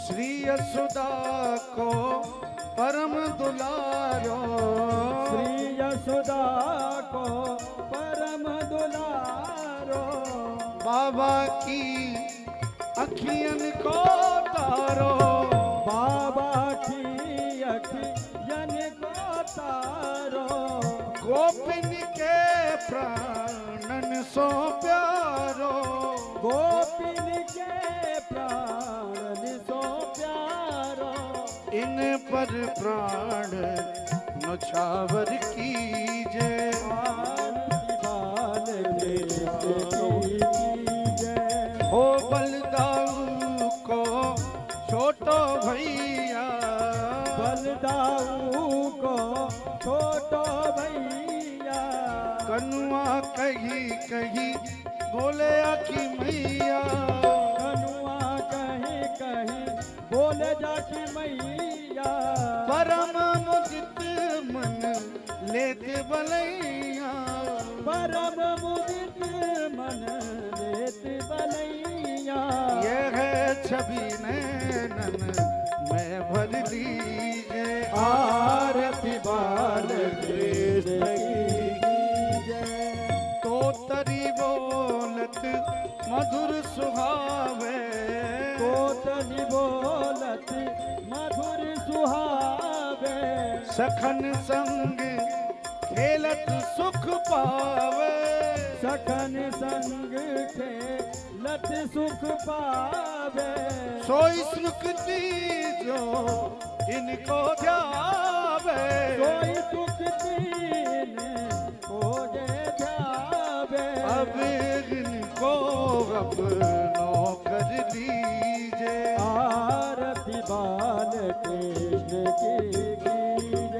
अपनो जन्म सफल कर लीजे, आरती बाल कृष्ण की जय। अपनो जन्म सफल कर लीजे, आरती बाल की कीजे, आरती बाल कृष्ण की कीजे, अपनो जन्म सफल कर लीजे, आरती बाल, आरती बाल, आरती बाल कृष्ण की लीजिए। कर्पूर गौरम करुणावतारम संसार भुज केन्द्रहारम सदा बसंत हृदयारविंदे भवं भवानी सहितं नमामि। मंगलम भगवान विष्णु मंगलम गरुड़ध्वज मंगलम पुंडरीकाक्ष मंगलाय तनो हरि सर्वमंगल मांगल्ये शिवे सर्वार्थ शरण्ये त्र्यंबके नारायणी अच्युतम केशवम राम नारायणम कृष्ण दामोदरम वासुदेवम भजे श्रीधरम माधवम गोपिका वल्लभम जानकी नायकम रामचंद्रम भजे। हरे राम राम राम हरे कृष्ण कृष्ण कृष्ण।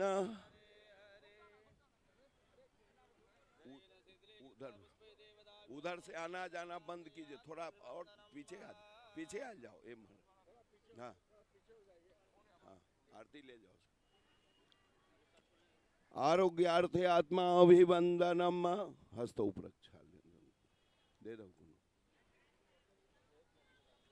हरि ओम यज्ञेन यज्ञमय जंत देवास्थानि धर्माणि प्रथमान्यासन्नाते महिमानः सचंत्रयत पूर्वे साध्याः सन्ति देवाः। त्वमेव माता च पिता त्वमेव बन्धो च सखा त्वमेव द्रविणं त्वमेव सर्वं मम देव त्वमेव सर्वं मम देव। नाना सुगंध पुष्पाणि यथा कालोद्भवानि च पुष्पांजलिर्मय दत्तं गृहाणां परमेश्वर। भागवत महापुराण पुरुषोत्तमाय नमः। चरणारविंदे मंत्र पुष्पांजलिं समर्पयामि। सर्व प्रदक्षिणा कर। ओम जय तीर्थानि प्रचर